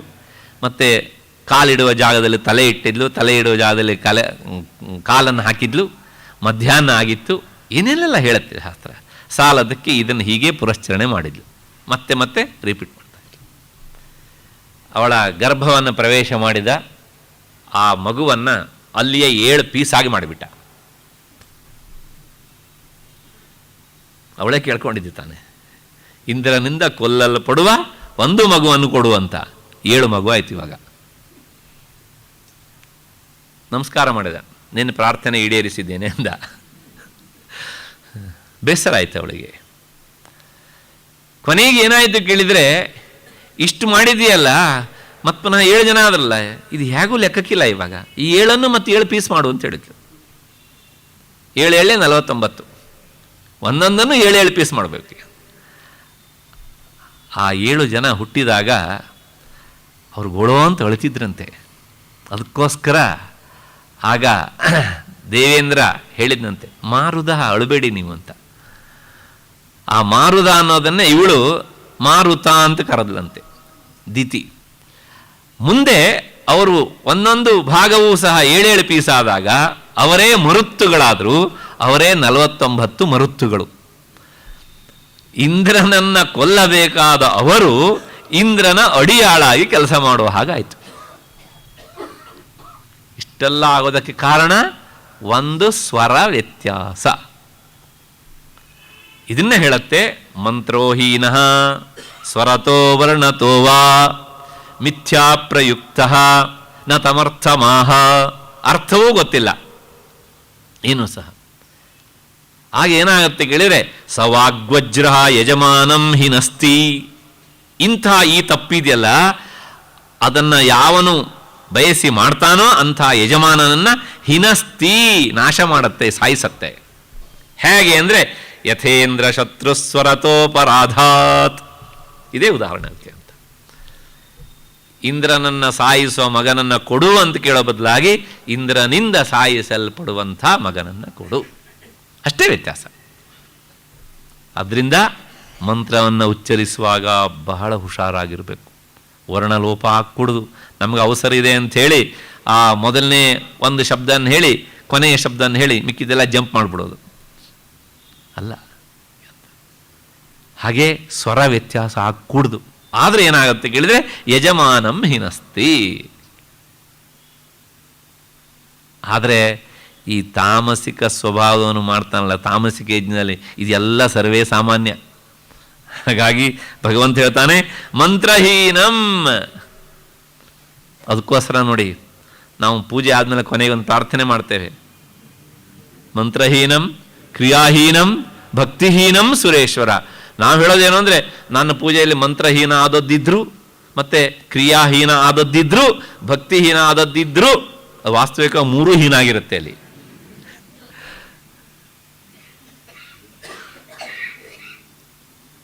ನಾವು ಇದನ್ನು ಹೇಳಬೇಕಿದ್ರೆ ಒಂದು ಕ್ಷಣಕಾಲೂ ವಿಚಾರ ಮಾಡೋದಿಲ್ಲ. ಯಾಕೆ? ವಾಗೀಂದ್ರಿಯಕ್ಕೆ ಅಭ್ಯಾಸ ಆಗಿರುತ್ತೆ, ಅದು ಹೇಳ್ತಾ ಇರುತ್ತೆ. ನಾವು ಏನು ಹೇಳಿದ್ವಿ ಅಂತ ಮನಸ್ಸು ಒಂದು ಕ್ಷಣಕಾಲೂ ವಿಚಾರ ಮಾಡೋದಿಲ್ಲ. ಹಾಗಾಗಿ ಈ ಎಚ್ಚರಿಕೆ ಇರಬೇಕು. ಮತ್ತೆ ಇಲ್ಲೆಲ್ಲ ಏನಾಗುತ್ತೆ ಅಂದರೆ, ನಮ್ಮ ವಾಗೀಂದ್ರಿಯಕ್ಕೆ ಅದು ಹೇಳೋದು ಅಭ್ಯಾಸ ಆದಾಗ ಮನಸ್ಸು ಅದ್ರ ಪಾಡಿ ಅದು ಕೆಲಸ ಮಾಡ್ತಾ ಇರುತ್ತೆ. ಅದು ಮನಸ್ಸಿನ ಸ್ವಭಾವ. ಹಾಗಾಗಿ ಮತ್ತೆ ಮತ್ತೆ ಅದನ್ನು ಎಳೆದು ತಂದು ಈ ವಾಗೀಂದ್ರಿಯ ಕ್ರಿಯೆ ಜೊತೆಗೆ ಸದಾ ಅದನ್ನು ಇಟ್ಕೊಂಡಿರಬೇಕು ಮನಸ್ಸನ್ನು. ಅದೇ ಬಹಳ ಕಷ್ಟ. ಆ ಮನಸ್ಸಿನ ನಾವೇನು ಇನ್ವಾಲ್ವ್ಮೆಂಟ್ ಅಂತ ಹೇಳ್ತೇವಲ್ಲ, ಅದು ಸದಾ ಇರಬೇಕು. ಅಷ್ಟು ಹಿನ್ನೆಲೆಯಲ್ಲಿ ಮತ್ತೆ ಮಂತ್ರಹೀನಂ, ಮುಂದಿನದು ಅದಕ್ಷಿಣಂ. ಅದಕ್ಷಿಣಂ, ಎಷ್ಟು ದಕ್ಷಿಣೆ ಕೊಡಬೇಕು ಅಷ್ಟನ್ನು ಕೊಡದೇ ಇರೋದು. ಹಾಗಿದ್ರೆ ಹೇಗೆ ಕೊಡಬೇಕು ಅಂದರೆ, ಯಜಮಾನನಾದವನು ಕೈ ತುಂಬ ಕೊಟ್ಟೂ ಸಹ ಆ ಋತ್ವಿಜರಿಗೆ, ಯಾರು ಯಾಗದಲ್ಲಿ ಅಥವಾ ಪೂಜೆಯಲ್ಲಿ ಭಾಗವಹಿಸ್ತಾರೆ ಅವರಿಗೆ ನಾನು ಕಡಿಮೆ ಕೊಟ್ಟೆ ಅಂತ ಅವನು ಅಂದ್ಕೊಳ್ಬೇಕಂತೆ. ತಗೊಂಡವರು ಸಹ ಹೇಗಿರ್ಬೇಕು ಹೇಳಿದ್ರೆ, ಅಯ್ಯೋ ಇಷ್ಟೆಲ್ಲ ಕೊಟ್ಬಿಟ್ನಲ್ಲಪ್ಪ ಅಂತ ಅವ್ರು ಅಂದ್ಕೊಳ್ಬೇಕು. ಆದಿವತ್ತು ಎರಡೂ ವಿರುದ್ಧ.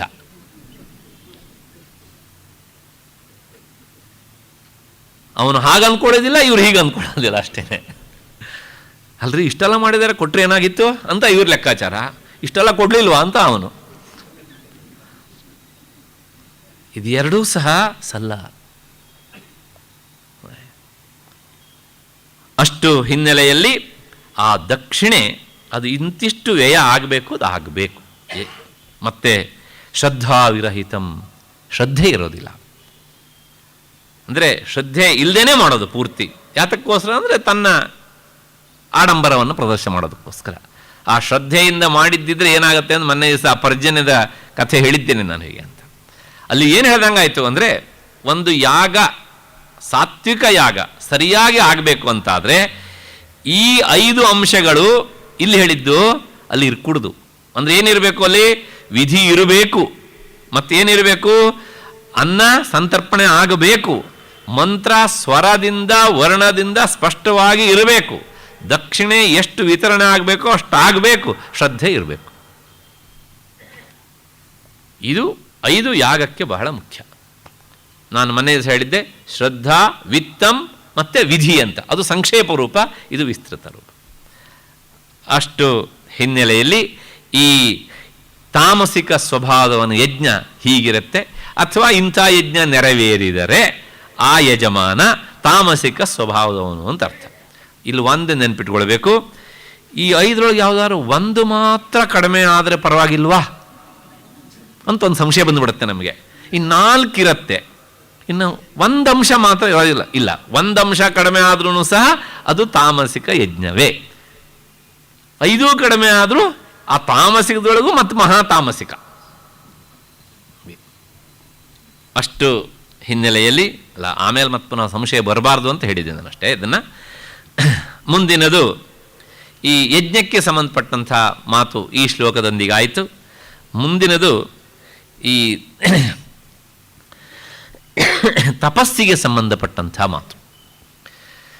ತಪಸ್ಸಿಗೆ ಸಂಬಂಧಪಟ್ಟ ಮಾತನ್ನು ಹೇಳುವಾಗ ಭಗವಂತ ಮೊದಲು ಸಾತ್ವಿಕ, ರಾಜಸಿಕ, ತಾಮಸಿಕ ತಪಸ್ಸು ಅಂತ ಹೇಳೋದಿಲ್ಲ.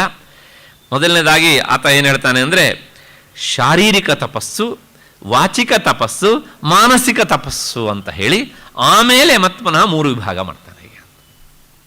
ಹಾಗಾಗಿ ಶಾರೀರಿಕ ತಪಸ್ಸು ಮೊದಲನೇದು ಹೇಗಿರುತ್ತೆ ಅಂದರೆ, ಶಾರೀರಿಕ ತಪಸ್ಸು ಅಂತ ಯಾಕೆ ಕರೀತಾರೆ ಅಂದರೆ, ನಾವು ಒಂದು ಕ್ರಿಯೆಯನ್ನು ಮಾಡುವಾಗ ಕೆಲವು ಕ್ರಿಯೆಯಲ್ಲಿ ದೇಹದ ಶ್ರಮ ಹೆಚ್ಚಾಗಿರುತ್ತೆ, ಕೆಲವು ಕ್ರಿಯೆಯಲ್ಲಿ ಮನಸ್ಸಿನ ಶ್ರಮ ಹೆಚ್ಚಾಗಿರುತ್ತೆ.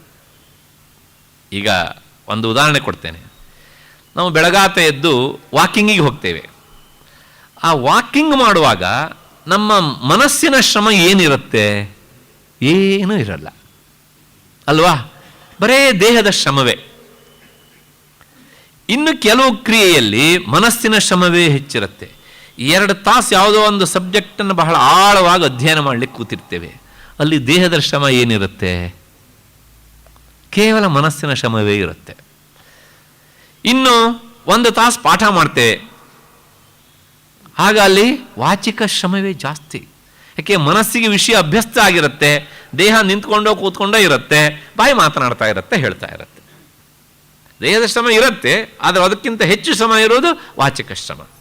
ಹೀಗೆ ಯಾವ ಕ್ರಿಯೆಯಲ್ಲಿ ನಮ್ಮ ಈ 3 ಅವಯವಗಳಲ್ಲಿ ಯಾವುದರ ಭಾಗ ಹೆಚ್ಚು ಪ್ರವೇಶ ಮಾಡುತ್ತೋ ಅದಕ್ಕೆ ಅಂಥ ಯಜ್ಞ ಅಥವಾ ಅಂಥ ತಪಸ್ಸು ಅಂತ ಹೆಸರು. ಅಷ್ಟು ಹಿನ್ನೆಲೆಯಲ್ಲಿ ಈ ಶಾರೀರಿಕ ತಪಸ್ಸಿನಲ್ಲಿ ದೇಹದ ಶ್ರಮ ಹೆಚ್ಚಾಗಿರುತ್ತೆ. ನೋಡೋಣ ಯಾವುದು? ದೇವದ್ವಿಜ ಗುರುಪ್ರಾಜ್ಞ ಪೂಜನಂ ಶೌಚ ಮಾರ್ಜನಂ ಬ್ರಹ್ಮಚರ್ಯಂ ಅಹಿಂಸಾಚ ಶಾರೀರಂ ತಪ ಉಚ್ಯತೆ. ದೇವ ಮತ್ತು ಬ್ರಾಹ್ಮಣ, ಗುರು, ವಿದ್ವಾಂಸರು ಇವರ ಪೂಜನ ಮತ್ತು ಶುಚಿತ್ವ, ಸರಳತೆ, ಬ್ರಹ್ಮಚರ್ಯ, ಅಹಿಂಸೆ ಇವಿಷ್ಟು ಇದ್ದರೆ ಅದಕ್ಕೆ ಕಾಯಿಕ ತಪಸ್ಸು ಅಂತ ಹೆಸರು. ಕಾಯಿಕ ತಪಸ್ಸು ಅಂದರೂ ಒಂದೇ, ಶಾರೀರಿಕ ತಪಸ್ಸು ಅಂದ್ರೂ ಸಹ ಒಂದೇ. ಸುಮಾರು ಉದ್ದ ಪಟ್ಟಿ ಕೊಡ್ತಾನೆ ಭಗವಂತ. ಇದಿಷ್ಟು ಆ ಶಾರೀರಿಕ ತಪಸ್ಸು ಅಂತ. ಮೊದಲನೆಯದು ದೇವ, ಸೂರ್ಯ, ಗಣಪತಿ ಅಥವಾ ದುರ್ಗಿ ಅಥವಾ ಶಿವ ಅಥವಾ ವಿಷ್ಣು, ಇವೆಲ್ಲ ದೇವತೆಗಳು. ಈ ಯಾವುದಾದರೂ ಒಂದು ದೇವತೆಯನ್ನು ಪೂಜಿಸುವಲ್ಲಿ ನಮ್ಮ ದೇಹ ತೊಡಗಿರಬೇಕು. ದೇಹದ ಶ್ರಮ ಅದನ್ನು ಮರಿಬಾರ್ದು ನಾವು. ಅಂದು ಮಾತ್ರಕ್ಕೆ ಮನಸ್ಸು ಇರಬಾರ್ದು ಅಂತ ಅರ್ಥ ಅಲ್ಲ. ಅಂದರೆ ಇದೆಲ್ಲ ಹೆಚ್ಚು ಬೇಕು. ಈಗ ಉದಾಹರಣೆಗೆ ವಿಷ್ಣುವಿನ ದೇವಾಲಯಕ್ಕೆ ಹೋಗಬೇಕು, ಆಗ ಹೋಗುವುದು ದೇಹವೋ ಮನಸ್ಸೋ? ದೇಹವೇ ತಾನೇ. ಹಾಗಾಗಿ ಈ ಎಲ್ಲ ಹಿನ್ನೆಲೆಯಲ್ಲಿ ನಾವು ಅರ್ಥವನ್ನು ಸ್ವೀಕರಿಸಬೇಕು. ದೇಹದ ಶ್ರಮ ಹೆಚ್ಚಾಗಿ ಇರ್ತದೆ. ಮತ್ತು ಇವರನ್ನು ಪೂಜಿಸುವಂತಹದ್ದು ದೇವತೆಗಳನ್ನು. ಮತ್ತು ಎರಡನೆಯದು ದ್ವಿಜ. ದ್ವಿಜ ಅಂದರೆ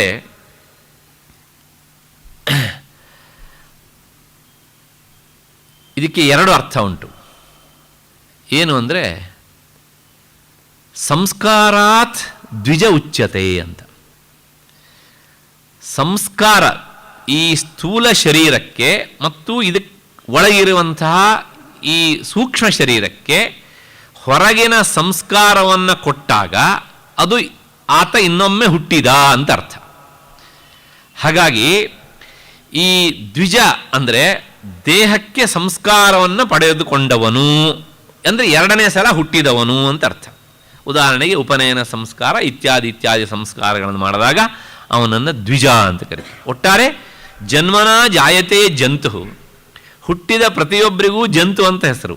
ಈ ಸಂಸ್ಕಾರವನ್ನು ಪಡೆದಾಗ ದ್ವಿಜ ಅಂತ ಹೆಸರು. ಇದು ಒಂದರ್ಥ. ಮತ್ತು ಇನ್ನೊಂದು ಅರ್ಥ, ಈ ಸಾಮಾನ್ಯವಾಗಿ ದ್ವಿಜ ಅಂತ ಹೇಳುವಾಗ ವೇದಾಧ್ಯಯನವನ್ನು ಮಾಡಿದವನ್ನ ದ್ವಿಜ ಅಂತ ಕರೀತಾರೆ. ಹಾಗಾಗಿ ಈ 2 ಅರ್ಥವನ್ನು ಇಟ್ಕೊಂಡ್ರೂ ಸಹ ವಿಶೇಷವಾಗಿ ದ್ವಿಜರು ಅಂದರೆ ವಿಶೇಷವಾಗಿ ವೇದಾಧ್ಯಯನವನ್ನು ಮಾಡಿದವರು ಅಂತ. ಯಾಕೆಂದರೆ ಅವರಿಗೊಂದು ಗೌರವ ಸಲ್ಲಬೇಕು. ವೇದ ಅಪೌರುಷೇಯವಾಣಿ, ಅದನ್ನು ಅಧ್ಯಯನ ಮಾಡಿ ತಮ್ಮ ಹೃದಯದಲ್ಲಿ ಇಟ್ಕೊಂಡಿದ್ದಾರಲ್ಲ, ಹಾಗಾಗಿ ಅದರಿಂದಾಗಿ ಅವರಿಗೆ ಗೌರವ. ಅಷ್ಟು ಅವರನ್ನು ಪೂಜಿಸುವಂತಹದ್ದು. ಮತ್ತು ಗುರುಗಳು ಅಂದರೆ ಇದಕ್ಕೆ 2 ಅರ್ಥ. ಒಂದು, ನೇರವಾಗಿ ನಮಗೆ ಅಧ್ಯಯನವನ್ನು ಮಾಡಿಸಿದವರು ಅಂತ ಒಂದರ್ಥ. ಇನ್ನೊಂದರ್ಥ ಹಿರಿಯರು ಅಂತ ಅರ್ಥ. ಹಾಗಾಗಿ ಇವರನ್ನು ಸಹ ಪೂಜಿಸುವಂಥದ್ದು. ಯಾಕೆ ಇವರನ್ನು ಪೂಜಿಸಬೇಕು ಅಂದರೆ ಕಾರಣ ಉಂಟು. ಮೊದಲು ಪಾಠ ಹೇಳುವ ಅಧ್ಯಾಪಕರು ಅಂತ ತೆಗೆದುಕೊಳ್ಳೋಣ. ಪಾಠ ಹೇಳುವ ಅಧ್ಯಾಪಕರು ಅಂದರೆ ಇವತ್ತಿನ ಆಧುನಿಕ ವಿದ್ಯೆ ಎನ್ನುವಂಥ ಅರ್ಥದಲ್ಲಲ್ಲ. ಇದೆಲ್ಲ ಹೇಳ್ತಾ ಇರೋದು ವಿಶೇಷವಾಗಿ ಅಧ್ಯಾತ್ಮ ವಿದ್ಯೆ, ಅಂಥ ವಿದ್ಯೆಯನ್ನು ಕಲಿಸಿದಂಥವನು. ಯಾಕೆ ಅಂದರೆ ಪ್ರತಿಯೊಬ್ಬ ಮನುಷ್ಯನು ಪ್ರಪಂಚಕ್ಕೆ ಬರುವಾಗ ತಂದೆ ತಾಯಿಯರ ಜನ್ಮ ಕೊಟ್ಟಾಗ ಮಾಂಸದ ಮುದ್ದೆಯಾಗಿಯೇ ಬರ್ತಾನೆ. ಹಾಗೆ ಮಾಂಸದ ಮುದ್ದೆಯಂತಾಗಿ ಬಂದಂಥ ನಮಗೆ ಗುರುವಿನ ಬುದ್ಧಿ ಸ್ಪರ್ಶವಾದಾಗ ನಮ್ಮ ಬುದ್ಧಿ ವಿಕಾಸ ಆಗೋದಕ್ಕೆ ಪ್ರಾರಂಭ ಆಗುತ್ತೆ. ಅಲ್ವಾ? ಒಂದು. ಅದರ ಜೊತೆಗೆ ನಮಗೆ ಅಧ್ಯಾತ್ಮ ದಾರಿಯನ್ನು ತೋರಿ ಈ ಸಂಸಾರದಿಂದ ಬಿಡುಗಡೆಗಾಗಿ ಇದ್ದಂಥದ್ದೊಂದು ದಾರಿ ಉಂಟಪ್ಪ ಅಂತ ಅಧ್ಯಾತ್ಮ ಮಾರ್ಗವನ್ನು ಸೂಚಿಸಿ ನಮ್ಮನ್ನು ಸಂಸಾರದಿಂದ ಬಿಡುಗಡೆ ಮಾಡುವವನು ಗುರು ಆಗ್ತಾನೆ. ಈ ನಿಟ್ಟಿನಲ್ಲಿ ನೋಡಿದಾಗ ಜನ್ಮ ಕೊಟ್ಟ ತಂದೆ ತಾಯಿಯವರು ಸಂಸಾರದಲ್ಲಿ ನಮ್ಮನ್ನು ಕಟ್ಟಿ ಹಾಕೋದಕ್ಕೆ ಕಾರಣವಾದರೆ ಈತ ಸಂಸಾರದಿಂದ ಬಿಡಿಸೋದಕ್ಕೆ ಕಾರಣನಾಗ್ತಾನೆ. ಹಾಗಾಗಿ ಈಗ ಹೇಳಿ, ಕಟ್ಟಿ ಹಾಕುವವನು ದೊಡ್ಡವನು, ಕಟ್ಟಿ ಹಾಕಿಸಿಕೊಂಡವನು ಬಿಡಿಸಿಕೊಳ್ಳೋ ಅಂತೆ ಮಾಡ್ತಾನಲ್ಲ ಅವನು ದೊಡ್ಡವನು. ಈ ನಿಟ್ಟಿನಲ್ಲಿ ನೋಡಿದಾಗ ಗುರು ಬಹಳ ಎತ್ತರದ ಸ್ಥಾನದಲ್ಲಿ ನಿಲ್ತಾನೆ. ಹಾಗಾಗಿ ಗುರುಗಳು ಮತ್ತು ಹಿರಿಯರು. ಮತ್ತು ಗುರು ಅನ್ನೋದಕ್ಕೆ ತುಂಬ ಅರ್ಥ ಉಂಟು. ಗುಕಾರಶ್ಚ ಅಂಧಕಾರ ಸ್ಯಾತ್ ಋಕಾರಶ್ಚ ತನ್ನಿವಾರಕ. ಗು ಅಂದ್ರೇ ಅಜ್ಞಾನ ಅಂತ ಅರ್ಥ. ಅಜ್ಞಾನವನ್ನು ಹೋಗಲಾಡಿಸುವನು ಯಾವನೋ ಅವನೇ ಗುರು. ನೀವೆಲ್ಲ ಪ್ರಾಯಶಃ ಕೇಳಿರ್ತೀರ, ಅಜ್ಞಾನ ತಿಮಿರಾಂಧಸ್ಯ ಜ್ಞಾನಾಂಜನ ಶಲಾಕಯ ಚಕ್ಷು ಉನ್ಮೀಲಿತಂವೇನ ತಸ್ಮೈ ಶ್ರೀ ಗುರವೇ ನಮಃ. ಹಾಗಾಗಿ ಆ ಗುರುವಿನ ಪಾತ್ರ ಬಹಳ ದೊಡ್ಡದು. ಗುರು ನಮಗೆ ಜ್ಞಾನ ಕೊಡ್ತಾನೆ ಅನ್ನೋದಕ್ಕಿಂತ ಹೆಚ್ಚಿಗೆ ಈ ಶ್ಲೋಕ ಬಹಳ ಸುಂದರ ಶ್ಲೋಕ ಇದು. ಅಜ್ಞಾನ ತಿಮಿರಾಂಧಸ್ಯ ಜ್ಞಾನಾಂಜನ ಶಲಾಕಯ. ನಾವೆಲ್ಲರೂ ಮೂಲತಃ ಜ್ಞಾನಸ್ವರೂಪದವರೇ. ಯಾಕೆ? ಆತ್ಮವಸ್ತುವೇ ಜ್ಞಾನಸ್ವರೂಪ, ಅದೇ ನಮ್ಮ ಸ್ವರೂಪ. ಆದ್ದರಿಂದ ನಾವೆಲ್ಲರೂ ಜ್ಞಾನಿಗಳೇ. ಆದರೆ ಅಂತ ಒಂದು ಪ್ರಶ್ನೆ, ಆ ಜ್ಞಾನದ ಮೇಲೆ ಅಜ್ಞಾನದ ಆವರಣ ಕವಿದು ಬಿಟ್ಟಿದೆ. ಗುರುವಾದವನು ಏನು ಮಾಡ್ತಾನೆ? ನಮಗೆ ಹೊಸದಾದಂಥ ಜ್ಞಾನ ತುಂಬೋದಿಲ್ಲ ಅವನು.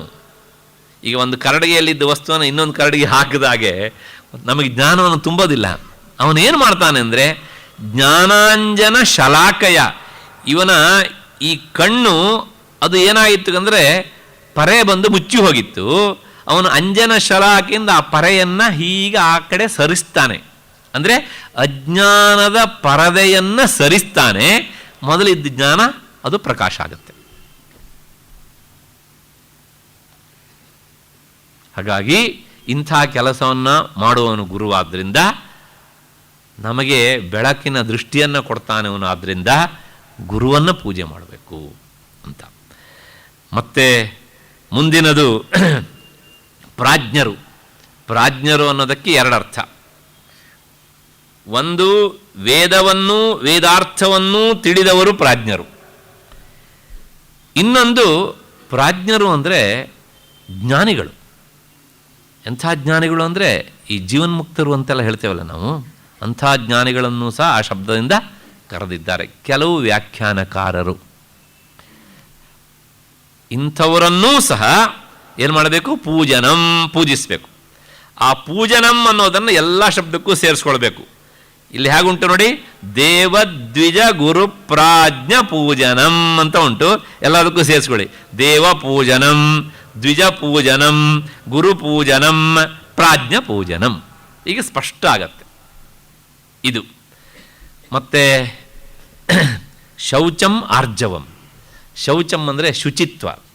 ಶುಚಿತ್ವ ಒಂದು ದೇಹದ ಶುಚಿತ್ವ, ಇನ್ನೊಂದು ಮನಸ್ಸಿನ ಶುಚಿತ್ವ. ಎರಡನ್ನೂ ಶುಚಿಯಾಗಿರಿಸಿಕೊಳ್ಳುವಂಥದ್ದು ಇದು ಸಹ ಇರಬೇಕು. ಮತ್ತೆ ಮುಂದಿನದು ಆರ್ಜವಂ. ಆರ್ಜವಂ ಅಂದರೆ ಸರಳತೆ. ಸರಳತೆ ಅಂದರೆ ಹೇಗೆ ಅಂದರೆ ಅವನನ್ನು ನೋಡಿದ ತಕ್ಷಣ ಇವನು ಆಡಂಬರದ ವ್ಯಕ್ತಿಯೋ ನಿರಾಡಂಬರ ವ್ಯಕ್ತಿಯೋ ಅಂತ ಗೊತ್ತಾಗುತ್ತೆ. ಹಾಗಿರಬೇಕು. ಅದೂ ಸಹ ಒಂದು ತಪಸ್ಸು. ಜೀವನದಲ್ಲಿ ಸರಳತೆಯನ್ನು ಕಾಪಾಡಿಕೊಂಡು ಬರೋದಿರುತ್ತಲ್ಲ, ಅದೊಂದು ದೊಡ್ಡ ತಪಸ್ಸು. ಪ್ರಾಯಶಃ ನಾನು ಹಿಂದಿನ ಅವಧಿಯಲ್ಲಿ ಒಂದು ಇತಿಹಾಸದ ಘಟನೆ ಹೇಳಿದ್ದೆ. ಈಶ್ವರಚಂದ್ರ ವಿದ್ಯಾಸಾಗರ್ ಅವರದ್ದನ್ನು. ಸರಳತೆ ಹೇಗಿರಬೇಕು ಅಂತ ಅದು ಬಹಳ ಮುಖ್ಯ. ಅದೊಂದು ಶಾರೀರಿಕವಾದ ತಪಸ್ಸು. ಇವತ್ತು ನಮಗೆ ಏನಾಗಿದೆ ಅಂದರೆ ಆ ಸರಳತೆ ಅಂದ್ರೇನು ಕೆಲವು ಜನರಿಗೆ ಬಹಳ ಅಲರ್ಜಿ. ಅದು ಇರಬೇಕು, ಅದು ತಪಸ್ಸು. ಮತ್ತೆ ಮುಂದಿನದು ಬ್ರಹ್ಮಚರ್ಯಂ. ಬ್ರಹ್ಮಚರ್ಯ ಅಂದರೆ ಇವತ್ತು ಈ ಶಬ್ದಕ್ಕೆ ಬಹಳ ವಿಪರೀತ ಅರ್ಥಗಳೆಲ್ಲ ಹುಟ್ಕೊಂಡ್ಬಿಟ್ಟಿವೆ.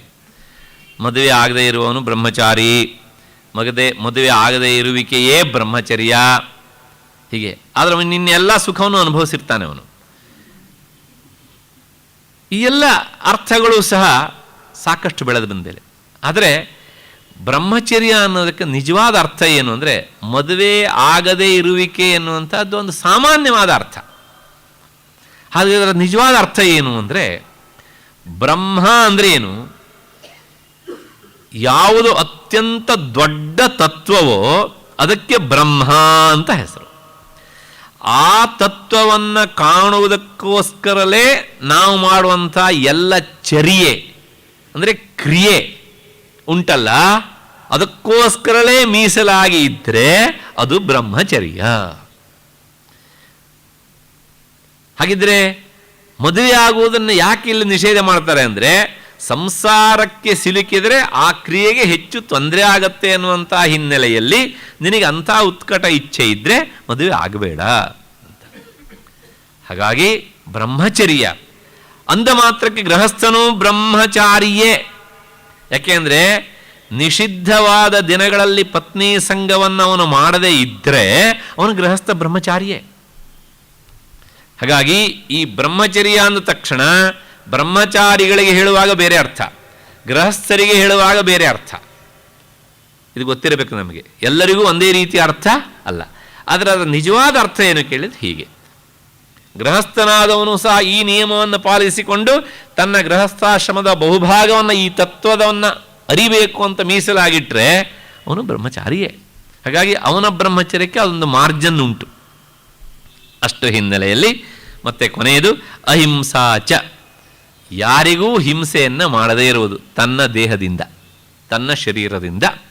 ಹೀಗೆ ಇದ್ದರೆ ಅದು ಶಾರೀರಂ ತಪ ಉಚ್ಯತೆ. ಇಲ್ಲಿ ಶರೀರಂ ತಪ ಉಚ್ಯತೆ ಅಂತ ಹೇಳಬೇಕಿತ್ತಲ್ಲ ಅಂತ ಕೆಲವು ಜನರಿಗೆ ಓದುವ ಸಮಸ್ಯೆ ಬರ್ತದೆ. ಶರೀರಕ್ಕೆ ಸಂಬಂಧಿಸಿದ್ದು ಶಾರೀರ ಅಂತ ಅರ್ಥ. ಹಾಗಾಗಿ ಇದು ಶರೀರಕ್ಕೆ ಸಂಬಂಧಪಟ್ಟ ತಪಸ್ಸು. ಹಾಗಾಗಿ ಇಷ್ಟು ದೇವದ್ವಿಜ ಗುರುಪ್ರಾಜ್ಞ ಪೂಜನಂ ಶೌಚ ಮಾರ್ಜವಂ ಬ್ರಹ್ಮಚರ್ಯಂ ಅಹಿಂಸಾಚ ಶಾರೀರಂ ತಪ ಉಚ್ಯತೆ. ಅಷ್ಟಾದ ಮೇಲೆ ಮತ್ತೆ ಮುಂದಿನ ಶ್ಲೋಕ ವಾಂಗ್ಮಯ ತಪಸ್ಸು, ಮಾತಿನ ತಪಸ್ಸು. ಮಾತನ್ನು ನಿಗ್ರಹಿಸುವುದೇ ಮಾತಿನ ತಪಸ್ಸು. ಇದು ಹೇಗಿರುತ್ತೆ ಅಂದರೆ, ಅನುದ್ವೇಗಕರಂ ವಾಕ್ಯಂ ಸತ್ಯಂ ಪ್ರಿಯಹಿತಂಚ ಯತ್ ಸ್ವಾಧ್ಯಾಯಾಭ್ಯಸನಂ ಚೈವ ವಾಂಗ್ಮಯಂ ತಪ ಉಚ್ಯತೆ. ಜನರ ಮನಸ್ಸಿಗೆ ನೋವನ್ನು ಉಂಟು ಮಾಡದಿರುವ ಮತ್ತೆ ಸತ್ಯವೂ ಪ್ರೀತಿಜನಕವೂ ಹಿತಕರವೂ ಆದ ಮಾತನ್ನು ಆಡುವುದು, ವಿಧಿವತ್ತಾಗಿ ವೇದಶಾಸ್ತ್ರ ಅಧ್ಯಯನ ಮಾಡುವುದು, ಇದಿಷ್ಟು ವಾಂಗ್ಮಯ ತಪಸ್ಸು.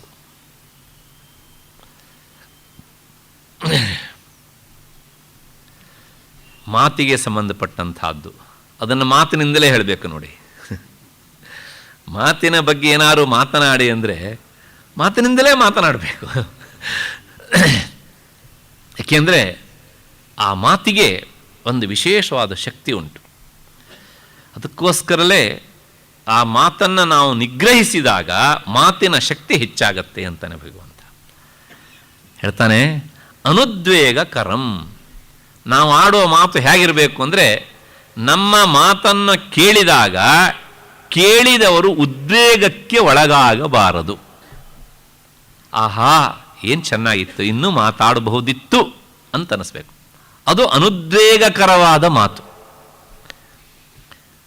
ಈ ಹಿನ್ನೆಲೆಯಲ್ಲಿ ಒಬ್ಬ ಕನ್ನಡ ಕವಿ ಹೇಳಿದ ಪದ್ಯ ನನಗೆ ಜ್ಞಾಪಕಕ್ಕೆ ಬರುತ್ತೆ.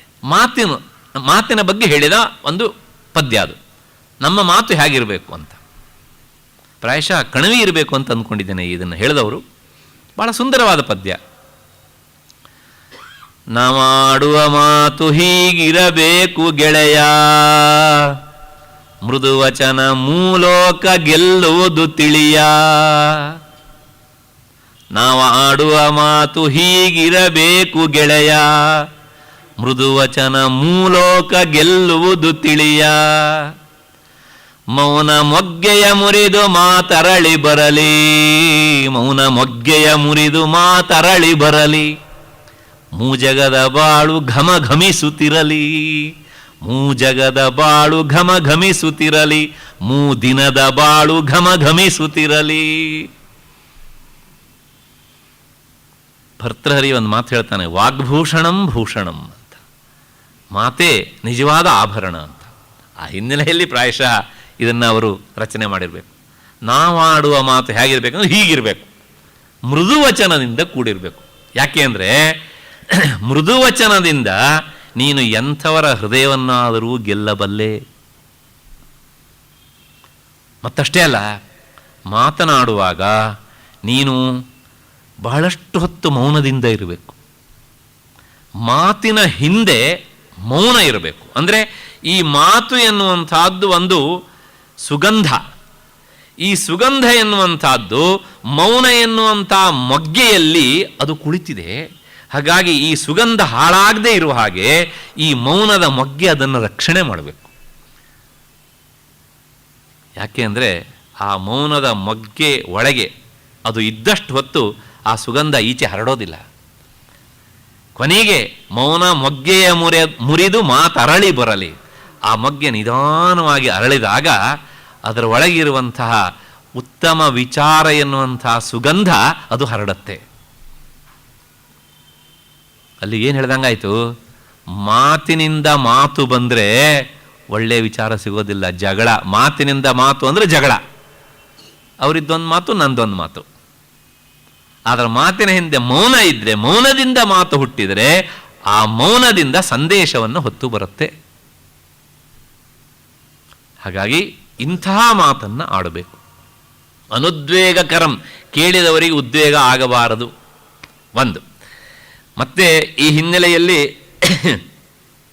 ಶಾಸ್ತ್ರ ಒಂದು ಮಾತು ಹೇಳುತ್ತೆ. ಏನು ಅಂದರೆ, ಇನ್ನೊಬ್ಬರಿಗೆ ಉದ್ವೇಗ ಆಗದೇ ಇರುವ ಹಾಗೆ ಮಾತನ್ನು ಆಡೋದಕ್ಕಾಗತ್ತಾ ಅಂದರೆ ಮಾತನ್ನು ಆಡೋದಕ್ಕಾಗತ್ತೆ.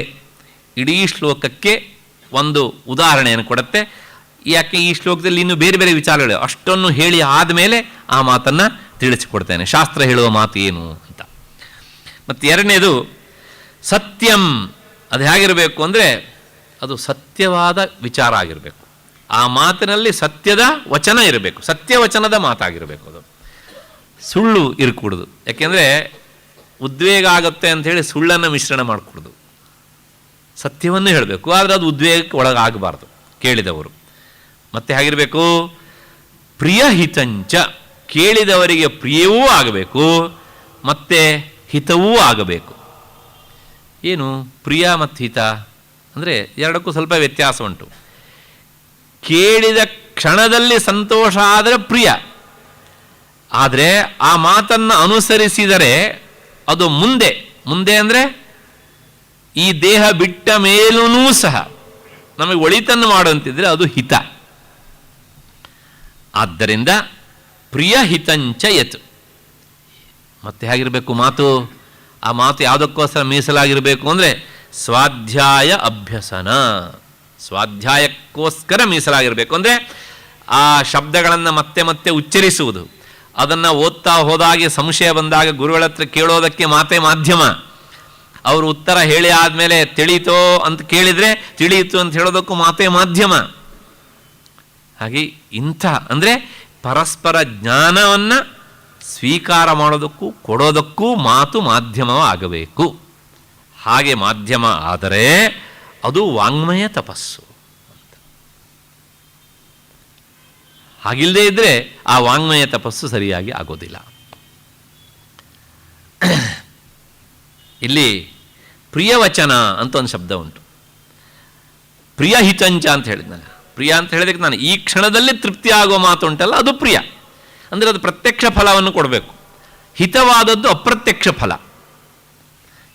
ಈ ಹಿನ್ನೆಲೆಯಲ್ಲಿ ಮಾತು ಪ್ರಿಯ ಒಂದೇ ಅಭಿಪ್ರಾಯವನ್ನು ನಾವು ಹೇಗೆ ಹೇಳಿದರೆ ಪ್ರಿಯ ಆಗತ್ತೆ, ಹೇಗೆ ಹೇಳಿದರೆ ಅಪ್ರಿಯ ಆಗತ್ತೆ ಅಂತ ಒಂದು ಸಣ್ಣ ಕಥೆ ಹೇಳಿಬಿಡ್ತೇನೆ.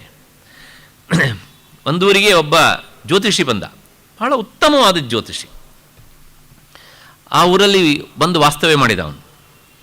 ವಾಸ್ತವ್ಯ ಮಾಡಿದಾಗ ಆ ಊರ ರಾಜನಿಗೆ ಕಿವಿಗೆ ಸುದ್ದಿ ಬಿತ್ತು, ಮಹಾ ಜ್ಯೋತಿಷಿಗಳು ಬಂದಿದ್ದಾರೆ ಅಂತ.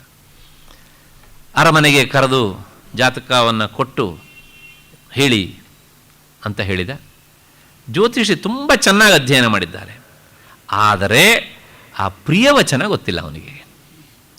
ಜಾತಕ ನೋಡಿದ, ಇದ್ದ ವಿಚಾರವನ್ನು ಇದ್ದ ಹಾಗೆ ಹೇಳಿದ. ಏನು ಹೇಳಿದ? ನೀವು ನಿಮಗಿಂತ ಚಿಕ್ಕವರ ಮರಣವನ್ನು ಬಹಳ ನೋಡ್ತೀರಿ, ನೀವು ನಿಮ್ಮ ಎದುರಿನಲ್ಲಿ ಬಹಳಷ್ಟು ಜನ ಸಾಯ್ತಾರೆ ಅಂತ ಹೇಳಿದ. ಈ ಮಾತನ್ನು ಯಾರು ಸಹಿಸ್ತಾರೆ ಹೇಳಿ ನೋಡೋಣ? ನಿನ್ನನ್ನು ನಾನು ಅರಮನೆಗೆ ಕರೆಸಿ ಜ್ಯೋತಿಷ್ಯ ಕೇಳಿದ್ದು ನನ್ನ ಕಡೆಯವರೆಲ್ಲ ಸಾಯ್ತಾರೆ ಅಂತ ಹೇಳುವಂದಕ್ಕ, ಹಾಗಾಗಿ ನಿನ್ನ ಸತ್ಕಾರ ಮಾಡ್ತೇನೆ ನೋಡು ಅಂತ ಹೇಳಿ ಅವನನ್ನು ತಗೊಂಡೋಗಿ ಹಾಕ್ಸ್ಬಿಟ್ಟ ಜೈಲಿಗೆ. ಬಿದ್ದಿರು, ಇಲ್ಲೇ ಅಧ್ಯಯನ ಮಾಡ್ಕೊಂಡಿರೋ ನೀನು ಅಂತ. ಇದಾಗ 1 ವರ್ಷ ಆದಮೇಲೆ ಇನ್ನೊಬ್ಬ ಜ್ಯೋತಿಷಿ ಬಂದ. ಅವನು ಬಂದು ಸುದ್ದಿಯು ರಾಜನಿಗೆ ಗೊತ್ತಾಯಿತು. ಈ ರಾಜನಿಗೆ ಒಂಥರ ನಮ್ಮ ರಾಜಕಾರಣಿಗಳ ಹಾಗೆ ಮತ್ತೆ ಜ್ಯೋತಿಷ್ಯಗಳು ಹುಚ್ಚಿತ್ತು. ನೋಡೋಣ ಇವನು ಹೇಗೆ ಹೇಳ್ತಾನೆ ಅಂತ ಹೇಳಿ ಅವನನ್ನು ಕರೆಸಿದ್ದ. ಅವನು ಮಹಾ ಚತುರ, ಅವನು ಶಾಸ್ತ್ರವೂ ಗೊತ್ತಿತ್ತು, ಆ ಪ್ರಿಯವಚನವನ್ನು ಹೇಗೆ ಹೇಳಬೇಕು ಅನ್ನೋದು ಗೊತ್ತಿತ್ತು ಅವನಿಗೆ.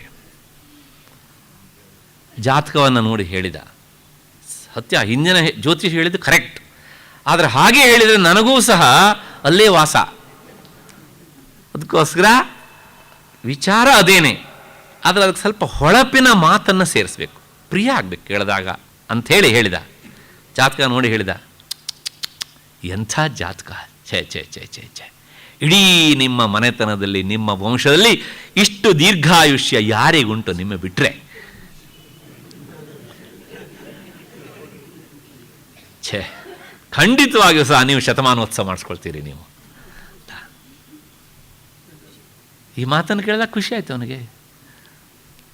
ಇವನು ಶತಮಾನೋತ್ಸವ ಮಾಡಿಸ್ಕೊಳ್ಳೋದು ಅಂದ್ರೆ ಏನು? ಬೇರೆಯವರೆಲ್ಲ ಅರ್ಧ ಶತಮಾನದಲ್ಲೇ ಹೋಗೋರು ಅಂತ ಅರ್ಥ ಅಲ್ವಾ? ಅವನು ಹಾಗೆ ಹೇಳಿದ, ಇವನು ಹೀಗೆ ಹೇಳಿದ. ಅವನು ಹೇಳಿದ್ದು ಅಪ್ರಿಯ ಆಯಿತು, ಇವನು ಹೇಳಿದ್ದು ಪ್ರಿಯ ಆಯಿತು.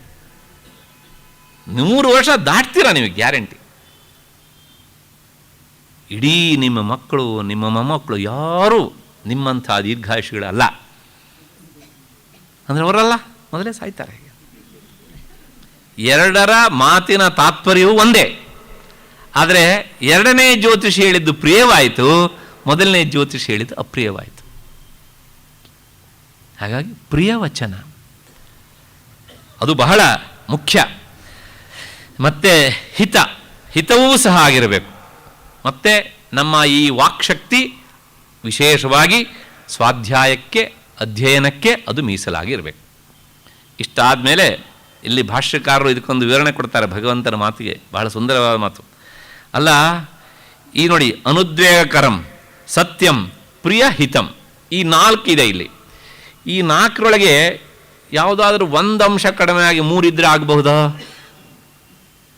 ಉದಾಹರಣೆಗೆ, ಅನುದ್ವೇಗಕರವಾದ ಮಾತನ್ನು ಆತ ಆಡ್ತಾನೆ, ಅವನ ಮಾತನ್ನು ಕೇಳಿದರೆ ಯಾರಿಗೂ ಸಹ ನೋವು ಆಗೋದಿಲ್ಲ, ಸಂತೋಷವೇ ಆಗುತ್ತೆ. ಆದರೆ ಸತ್ಯವೂ ಇಲ್ಲ, ಪ್ರಿಯಹಿತತ್ವವೂ ಇಲ್ಲ, ಆಗ್ಬಹುದಂದ್ರೆ ಇಲ್ಲ. 4 ಇದ್ದರೆ ಮಾತ್ರೇ ಅದು ವಾಂಗ್ಮಯ ತಪಸ್ಸಾಗೋದು. ಈ 4ರಲ್ಲಿ ಒಂದು ಅಂಶ ಇಲ್ಲದೆ ಇದ್ರೂ ಸಹ ಅದು ವಾಚಿಕ ತಪಸ್ಸಾಗೋದಿಲ್ಲ. ಈ 4 ಅಂಶವನ್ನು ಇಟ್ಟು ಮಾತನಾಡೋದಕ್ಕೆ ಆಗತ್ತಾ ಅಂತಂದು ಪ್ರಶ್ನೆ. ಅದಕ್ಕೆ ಶಾಸ್ತ್ರಕಾರ ಉದಾಹರಣೆ ಕೊಡ್ತಾರೆ ನೋಡಿ, ಇಂಥದ್ದೊಂದು ಸೆಂಟೆನ್ಸ್ ಇದೆ, ಹೇಳೋದಕ್ಕಾಗತ್ತೆ. ಇದೆಲ್ಲ ವಿಶೇಷವಾಗಿ ಸಾಧಕರಿಗೆ ಹೇಳಿದ ಮಾತು. ನಾವು ಸಾಧ್ಯವಾದ ಅಳವಡಿಸಿಕೊಳ್ಬೇಕು ಅದನ್ನು ಅಷ್ಟು ಹಿನ್ನೆಲೆಯಲ್ಲಿ. ಯಾಕೆ ನೀವು ಮತ್ತೆ ನಾಳೆ ನನ್ನನ್ನು ಕೇಳ್ಕೊಡೋದು, ಇದನ್ನೆಲ್ಲ ನಾವು ಆಡೋದಕ್ಕಾಗತ್ತಾ ಹೀಗೆ ಅಂತ. ಏನು? ಶಾಸ್ತ್ರದಲ್ಲಿ ಒಂದು ಮಾತು, ಶಾಂತೋಭವ ವತ್ಸ ಸ್ವಾಧ್ಯಾಯ ಯೋಗಂಚ ಅನುತಿಷ್ಠ ತಥಾತೆ ಶ್ರೇಯೋ ಭವಿಷ್ಯತಿ. ಇದೊಂದು ಸೆಂಟೆನ್ಸ್. ಏನು ಅಂದರೆ, ಮಗು ಸಮಾಧಾನದಿಂದ ಇರು, ಸ್ವಾಧ್ಯಾಯವನ್ನು ಯೋಗವನ್ನು ಅನುಷ್ಠಾನ ಮಾಡು, ಅದರಿಂದ ನಿನಗೆ ಶ್ರೇಯಸ್ಸಾಗತ್ತೆ ಅಂತ. ಇದೊಂದು ಸೆಂಟೆನ್ಸ್. ಈ ಮಾತಿನಲ್ಲಿ ಏನುಂಟು ಅಂದರೆ, ಮೊದಲನೇದಾಗಿ ವತ್ಸ ಶಾಂತೋಭವ, ಮಗು ಸಮಾಧಾನದಿಂದ ಇರು ಅಂತ ಹೇಳಿದಾಗ ಯಾವ ಮಗುವಿಗೆ ಕೋಪ ಬರುತ್ತೆ? ಕೋಪ ಬರೋದಿಲ್ಲ. ಮಗು ಅಂತ ಕರೆದಾಗಲೇ ಸಮಾಧಾನ ಆಗಿಬಿಡುತ್ತೆ. ಅಂದರೆ ಆ ಅನುದ್ವೇಗಕರತ್ವ ಅನ್ನೋದುಂಟು. ಮತ್ತು ಸ್ವಾಧ್ಯಾಯ ಯೋಗವನ್ನು ನೀನು ಮಾಡು, ಅಧ್ಯಯನ ಮಾಡಿದ್ರಿಂದ ಅಧ್ಯಯನದಿಂದ ನನ್ನ ಜ್ಞಾನ ಹೆಚ್ಚಾಗತ್ತೆ. ಇವತ್ತಿನ ಕಾಲಕ್ಕೆ ಹೊಂದಿಸಿ ಹೇಳಬೇಕು ಅಂದರೆ, ಜ್ಞಾನ ಹೆಚ್ಚಾದಾಗ ಪರೀಕ್ಷೆ ಚೆನ್ನಾಗಿ ಬರೀತೀಯೇ, ಚೆನ್ನಾಗಿ ಬರೋದ್ರಿಂದ ಜಾಸ್ತಿ ಅಂಕ ಬರುತ್ತೆ, ಪ್ರತ್ಯಕ್ಷ ಫಲ ಸಿಗತ್ತೆ, ಅದರಿಂದ ಅದು ಪ್ರಿಯವೂ ಆಗತ್ತೆ. ಮತ್ತೆ ಮುಂದಿನದು ಶ್ರೇಯೋ ಭವಿಷ್ಯತಿ, ನಿನಗೆ ಮುಂದೆ ಅದರಿಂದ ಒಳ್ಳೆಯದಾಗತ್ತೆ. ಮುಂದೆ ಒಳ್ಳೆಯದಾಗತ್ತೆ ಅಂದರೆ, ಒಮ್ಮೆ ಮನುಷ್ಯನ ಮನಸ್ಸಿಗೆ ಉತ್ತಮವಾದ ವಿಚಾರ ಅಂಟಿದರೆ ಅದು ಮುಂದಿನ ಜನ್ಮಕ್ಕೂ ಬರುತ್ತೆ. ಈ 3 ಅಂಶವೂ ಬಂತು. ಈ 3 ಅಂಶವೂ ಕೂಡಿದಂಥ ಈ ಸೆಂಟೆನ್ಸು, ಇದು ಈ ಹೇಳಿಕೆ ಸತ್ಯವೂ ಹೌದು. ಆದ್ದರಿಂದ ಅನುದ್ವೇಗಕರತ್ವ ಮತ್ತು ಸತ್ಯತ್ವ, ಪ್ರಿಯಹಿತತ್ವ ಎಲ್ಲವೂ ಸಹ ಈ ಸೆಂಟೆನ್ಸಲ್ಲಿ ಬರುತ್ತೆ. ಇಂತಹ ಸೆಂಟೆನ್ಸನ್ನು ಹುಡುಕಿ ಮಾತನಾಡಬೇಕು, ಆಗ ಅದು ತಪಸ್ಸಾಗತ್ತೆ. ಬಹಳ ಸತ್ಯವಾದ ಮಾತು. ನೀವು ಪ್ರಾಯಶಃ ಶ್ರೀಧರ ಸ್ವಾಮಿಗಳ ಮಾತನ್ನು ಕೇಳಿರಬೇಕು, ಅವರ ಸಿಡಿಗಳು ಸಿಗ್ತವೆ. ಆ ಮಾತನ್ನು ಕೇಳ್ತಾ ಇದ್ದರೆ ಎಂತಹ ಉದ್ವೇಗದಲ್ಲಾದರೂ ನಾವಿರಲಿ, 2 ನಿಮಿಷಕ್ಕೆ ತಣ್ಣಗಾಗ್ಬಿಡ್ತೀವಿ ನಾವು. ಅವರ ಆ ಮಾತಿನ ಶೈಲಿಯೇ ಹಾಗೆ. ಅವರು ತಿಳಿಸುವಂತಹ ಅಧ್ಯಾತ್ಮದ ವಿಚಾರದ ಒಂದು ಆ ಮೃದುವಾದ ಹದವಾದ ಮಾತಿನ ಶೈಲಿ, ಮತ್ತು ಅವರು ತಿಳಿಸುವಂತಹ ಆ ಅತ್ಯಂತ ಜಟಿಲವಾದ ವಿಷಯದ ಸರಳತೆಯ ಮಾರ್ಗ, ಎಲ್ಲವನ್ನೂ ಸಹ ನಾವು ಆ ವಾಂಗ್ಮಯ ತಪಸ್ಸಿಗೆ ಉದಾಹರಣೆಯಾಗಿ ಪೂರ್ತಿಯಾಗಿ ಹಾಗೆ ಸ್ವೀಕರಿಸ್ಬೋದು. ಹಾಗಾಗಿ ತಪಸ್ವಿಗಳಿಗೆ ಅದೆಲ್ಲವೂ ಸಹ ಅದು ಸಿದ್ಧಿ ಆಗತ್ತೆ, ಅದ್ರ ಬಗ್ಗೆ ಸಂಶಯನೇ ಇಲ್ಲ. ಅಷ್ಟು ಹಿನ್ನೆಲೆಯಲ್ಲಿ ಹೀಗಿದ್ದರೆ ವಾಂಗ್ಮಯ ತಪಸ್ಸು ಅಂತ ಅಲ್ಲಿ ಈ ಶ್ಲೋಕದ ಅರ್ಥವೂ ಸಹ ಆಯಿತು ಅಂತ ಅಂದ್ಕೊಳ್ಳೋಣ. ಮತ್ತು 3ನೇದು ಮಾನಸ ತಪಸ್ಸು, ಮಾನಸಿಕ ತಪಸ್ಸು. ಮನಃಪ್ರಸಾದ ಸೌಮ್ಯತ್ವಂ ಮೌನಂ ಆತ್ಮವಿನಿಗ್ರಹ ಭಾವಸಂಶುದ್ಧಿ ಇತ್ಯೇತತ್ ತಪೋ ಮಾನಸ ಮುಚ್ಯತೆ. ಮನಃಶಾಂತಿ, ಅನ್ಯರ ವಿಷಯದಲ್ಲಿ ಸೌಮನಸ್ಯ ಭಾವ ಇರೋದು, ಮಾತನಾಡುವ ಚಾಪಲ್ಯದ ನಿಗ್ರಹ, ಮತ್ತು ಮನೋನಿಗ್ರಹ, ವ್ಯವಹಾರದಲ್ಲಿ ಭಾವಶುದ್ಧಿ, ಇದಿಷ್ಟು ಈ ಮಾನಸಿಕ ತಪಸ್ಸಿನ ಅಂಶ. ಹೀಗೆ ಇದ್ದರೆ, ಇಷ್ಟು ಅಂಶ ಇದ್ದರೆ ಅದು ಮಾನಸ ತಪಸ್ಸು. ಮನಃಪ್ರಸಾದ, ಮನಃಪ್ರಸಾದ ಅಂದರೆ ಮನಸ್ಸು ಸದಾ ಯಾವಾಗಲೂ ಸಹ ಪ್ರಸನ್ನವಾಗಿ ಇರಬೇಕು, ಪ್ರಶಾಂತವಾಗಿ ಇರಬೇಕು, ಉದ್ವೇಗಕ್ಕೆ ಒಳಗಾಗಬಾರದು. ಮನಸ್ಸು ಪ್ರಶಾಂತವಾಗಿ ಯಾವಾಗಿರುತ್ತೆ ಅಂದರೆ, ಮನಸ್ಸು ಸ್ವಚ್ಛವಾಗಿದ್ದಾಗ ಮಾತ್ರ ಮನಸ್ಸು ಪ್ರಸನ್ನವಾಗಿರುತ್ತೆ. ಮನಸ್ಸು ಸ್ವಚ್ಛ ಆಗೋದು ಅಂದರೆ ಅದಕ್ಕೆ ಯಾವುದೇ ಲೌಕಿಕ ವಿಷಯಗಳು ಅಂಟ್ಕೊಳ್ಬಾರ್ದು, ಆಗ ಅದು ಪ್ರಸನ್ನವಾಗಿ ಇರುತ್ತೆ. ಇಂಥದ್ದು. ಮತ್ತು ಸೌಮ್ಯತ್ವಂ, ಆ ಮುಖದಲ್ಲಿ ಮನಸ್ಸು ಸೌಮ್ಯವಾಗಿದೆ ಅನ್ನೋದು ಮುಖದ ಮೂಲಕ ಗೊತ್ತಾಗಬೇಕಂತೆ. ಇದನ್ನೇ ಹೇಳೋದು ಇಂಗ್ಲೀಷಲ್ಲಿ, face is index of the mind ಅಂತ. ನೋಡಿ, ಆ ಮನಸ್ಸು ನಿಜವಾಗಿಯೂ ಅದು ಅತ್ಯಂತ ಸೌಮ್ಯವಾಗಿದ್ದರೆ ಅದು ಮುಖದಲ್ಲಿ ಗೊತ್ತಾಗೇ ಆಗುತ್ತೆ ಅಂತ. ಮತ್ತು 3ನೇ ಅಂಶ ಸಾಧ್ಯವಾದಷ್ಟು ಮೌನಂ, ಅಂದರೆ ಆ ಮಾತನಾಡುವ ಚಾಪಲ್ಯವನ್ನು ಕಡಿಮೆ ಮಾಡಿಕೊಳ್ಬೇಕು. ಮಾತನಾಡ್ತೇನೆ ಅಂತಾದರೆ ಉತ್ತಮ ವಿಚಾರಕ್ಕಾಗಿ ಮಾತನಾಡ್ತೇನೆ ಅಂತ, ಒಳ್ಳೆಯ ವಿಚಾರವನ್ನು ತಿಳ್ಕೊಳ್ಳೋದಕ್ಕೆ ಮಾತನಾಡ್ತಾನೆ, ಒಳ್ಳೆಯ ವಿಚಾರವನ್ನು ತಿಳಿಸೋದಕ್ಕೋಸ್ಕರ ಮಾತನಾಡ್ತೇನೆ. ಮತ್ತು ಆತ್ಮವಿನಿಗ್ರಹ ಅಂತ. ಆತ್ಮವಿನಿಗ್ರಹ ಅಂದರೆ ಈ ಮೌನ ಅಂದರೆ ಮೊದಲನೇದಕ್ಕೆ ಕೇವಲ ಮಾತನ್ನು ಮಾತ್ರ ನಿಗ್ರಹಿಸುವುದು, ವಾಗಿಂದ್ರಿಯದಲ್ಲಿ ಮೌನವಾಗಿರೋದು, ಅದು ಮನಸ್ಸಿಗೆ ಸಂಬಂಧಪಟ್ಟಿದೆ. ಯಾಕೆಂದರೆ ಮನಸ್ಸು ಸುಮ್ಮನೆ ಇದ್ರೆ ಮಾತ್ರ ಮಾತು ಸುಮ್ಮನೆ ಇರುತ್ತೆ. ಮನಸ್ಸು ಒಳಗಡೆಯಿಂದ ಮಾತಾಡು ಅಂತ ಹೇಳ್ತಾ ಇದ್ದರೆ ಬಾಯಿ ಮಾತಾಡುತ್ತೆ. ಹಾಗಾಗಿ ಆ ಮನಸ್ಸಿನ ನಿಗ್ರಹದಿಂದಲೇ ವಾಗೀಂದ್ರಿಯ ನಿಗ್ರಹ ಆದ್ದರಿಂದ ಅದಕ್ಕೆ ಮೌನ. ಆತ್ಮವಿನಿಗ್ರಹ ಅಂತ ಶಬ್ದ ಉಂಟು. ಆತ್ಮವಿನಿಗ್ರಹ ಅಂದ್ರೂ ಮನಸ್ಸು ಅಂತಲೇ ಅರ್ಥ. ಮನಸ್ಸಿಗೆ ಬೇರೆ ಬೇರೆ ಆಯಾಮಗಳಲ್ಲೂ ಸಹ ಕೆಲಸ ಮಾಡದೆ ಸುಮ್ಮನೆ ಇರುವ ಸ್ಥಿತಿ. ಉದಾಹರಣೆಗೆ ಕೂತ್ಕೊಂಡು ಮನಸ್ಸು ಯಾರಿದ್ದೋ ವಿಚಾರದಾಗ ಕೆಟ್ಟದಾಗಿ ಯೋಚನೆ ಮಾಡಿದರೆ ಅದು ಆತ್ಮವಿನಿಗ್ರಹ ಅಲ್ಲ. ಅದಕ್ಕೋಸ್ಕರ ಹೇಳಿದೆ, ಮೌನ ಅಲ್ಲದೆ ಬೇರೆ ಬೇರೆ ಆಯಾಮಗಳು ಮನಸ್ಸಿಗೆ ಇವೆ. ಅಥವಾ ನಮಗೆ ಆಗದೇ ಇದ್ದವ್ರ ಬಗ್ಗೆ ದಿನವೆಲ್ಲ ಯೋಚನೆ ಮಾಡೋದು, ನಮಗೆ ಆಗುವವ್ರ ಬಗ್ಗೆ ದಿನವೆಲ್ಲ ಅವ್ರ ಬಗ್ಗೆನೇ ಯೋಚನೆ ಮಾಡೋದು, ಇದು ಎರಡೂ ಸಹ ಆತ್ಮವಿನಿಗ್ರಹ ಅಲ್ಲ. ಹಾಗಿದ್ರೆ ಮನಸ್ಸಿಗೆ ಉತ್ತಮ ವಿಚಾರವನ್ನು ಕೊಡೋದೇ ಅದು ಆತ್ಮವಿನಿಗ್ರಹ. ಮತ್ತು ಭಾವ ಸಂಶುದ್ಧಿ, ವ್ಯವಹಾರದಲ್ಲಿ ಕುಟಿಲತೆ ಇರ್ಕೂಡುದು ಮನಸ್ಸಿನಲ್ಲಿ, ಅದಕ್ಕೆ ಭಾವ ಸಂಶುದ್ಧಿ ಅಂತ ಹೆಸರು. ಇತ್ಯೇತತ್ ತಪೋ ಮಾನಸ ಮುಚ್ಯತೆ. ಇದಿಷ್ಟು ಮಾನಸಿಕವಾದಂತಹ ತಪಸ್ಸು. ಅಲ್ಲಿಗೆ ಈ 16ನೇ ಶ್ಲೋಕದವರೆಗೆ ಶಾರೀರಿಕ ತಪಸ್ಸು, ವಾಚಿಕ ತಪಸ್ಸು ಮತ್ತು ಮಾನಸಿಕ ತಪಸ್ಸು ಅಂತ. ಈಗೇನಾಯಿತು? 3 ಆಯ್ತಲ್ಲ. ಮತ್ತು ಇದರೊಳಗೆ ಮತ್ತು ಪುನಃ ಸಾತ್ವಿಕ, ರಾಜಸಿಕ, ತಾಮಸಿಕ. ಹಾಗಾಗಿ ಒಟ್ಟು ಈ ಮಾತಿಗೆ ಸಂಬಂಧಪಟ್ಟ, ಅಂದರೆ ಶರೀರಕ್ಕೆ ಸಂಬಂಧಪಟ್ಟ ಮತ್ತು ಮನಸ್ಸಿಗೆ ಸಂಬಂಧಪಟ್ಟಂತಹದ್ದು ಮತ್ತು ಪುನಃ 3 ಆಗಿ ಒಟ್ಟು 6 ವಿಧಾನವನ್ನು ಪಡೆಯುತ್ತೆ. ಅದು ಹೇಗೆ ಏನು ಎತ್ತ ಅನ್ನೋದನ್ನು ಮುಂದಿನ ಅವಧಿಯಲ್ಲಿ ನೋಡೋಣ. ಏನಿದ್ರೂ ಕಳೆದ 5 ದಿನಗಳಿಂದ ಈ ವಿಚಾರವನ್ನು ನೀವು ಕೇಳಿದ್ದೀರಿ. ಕೇಳಿದಂತಹ ನಿಮಗೆ ನಾನು ವೈಯಕ್ತಿಕವಾಗಿ ಕೃತಜ್ಞತೆಯನ್ನು ಸಲ್ಲಿಸ್ತೇನೆ. 1. 2ನೇದಾಗಿ, ಇಷ್ಟೊಂದು ಜನರಿಗೆ ಈ ಜ್ಞಾನವನ್ನು ಹಂಚುವ ಕೆಲಸಕ್ಕಾಗಿ ಟೊಂಕ ಕೊಟ್ಟು ನಿಂತಹ ಪ್ರಾಯೋಜಕರಾದಂತಹ ಶ್ರೀಮತಿ ಮತ್ತು ಶ್ರೀ ಅಮರನಾಥ ದಂಪತಿಗಳಿಗೆ, ಅವರ ಪರಿವಾರಕ್ಕೆ ನಾನು ಅನಂತ ಕೃತಜ್ಞತೆಗಳನ್ನು ಸಲ್ಲಿಸ್ತೇನೆ. ಅದರ ಜೊತೆಗೆ ಯಾವ ಉದ್ದೇಶದಿಂದ ಅವರು ಇದನ್ನು ನೆರವೇರಿಸಿದ್ದಾರೋ ಅದನ್ನು ಆ ಗೀತೆಯಲ್ಲಿ ಅಂತರ್ಗತನಾದಂತಹ ಪರಮಾತ್ಮ ಈಡೇರಿಸಲಿ ಅಂತ ಪ್ರಾರ್ಥಿಸ್ತೇನೆ. 3ನೇದಾಗಿ, ನೀವು ಬಂದು ಕುಳಿತು ಕೇಳೋದಕ್ಕೂ ನಾನು ಹೇಳೋದಕ್ಕೂ ಕಾರಣೀಭೂತವಾದಂತಹದ್ದು ಈ ಅಧಿಕರಣ, ಅಂದರೆ ಗೋಖಲೆ ಸಾರ್ವಜನಿಕ ವಿಚಾರ ಸಂಸ್ಥೆ, ಈ ಸಭಾಂಗಣ. ಹಾಗಾಗಿ ಈ ಸಭಾಂಗಣದ ಹಿಂದೆ ಇದಕ್ಕೆ ರೂವಾರಿಗಳಾಗಿಂತಹ ಶ್ರೀಯುತ ರಾಮು ಅವರಿಗೆ ಮತ್ತು ಕಾರ್ಯದರ್ಶಿಗಳಾದಂತಹ ಶ್ರೀಯುತ ರಾಮಸ್ವಾಮಿಗಳವರಿಗೆ ನಾನು ಅನಂತ ಕೃತಜ್ಞತೆಗಳನ್ನು ಸಲ್ಲಿಸ್ತೇನೆ. ಇದರ ಜೊತೆಗೆ ನಾಳೆ ಜನ್ಮಾಷ್ಟಮಿ, ಯಾವ ಭಗವಂತ ಇಂಥ ಅಮೃತ ತತ್ವವನ್ನು ನಮಗೆ ಕೊಟ್ಟನೋ ಅವನ ಆವಿರ್ಭಾವದ ದಿನ. ಹಾಗಾಗಿ ಅತ್ಯಂತ ಪವಿತ್ರವಾದಂಥ ದಿನ.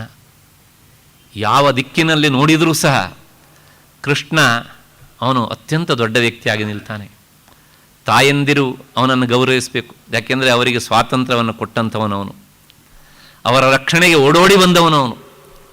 ಮತ್ತೆ ಅಷ್ಟೇ ಅಲ್ಲ, ಈ ಸಂಸಾರದ ಸೆರೆಯಲ್ಲಿ ಸಿಕ್ಕ ನಮ್ಮನ್ನು ಬಿಡಿಸೋದಕ್ಕೋಸ್ಕರ ಅವನು ಸೆರೆಯಲ್ಲಿಯೇ ಹುಟ್ಟಿ ಬಂದವನು. ಆದ್ದರಿಂದ ಅವನನ್ನು ನಾವು ಎಷ್ಟು ಸ್ಮರಿಸಿದರೂ ಕಡಿಮೆ.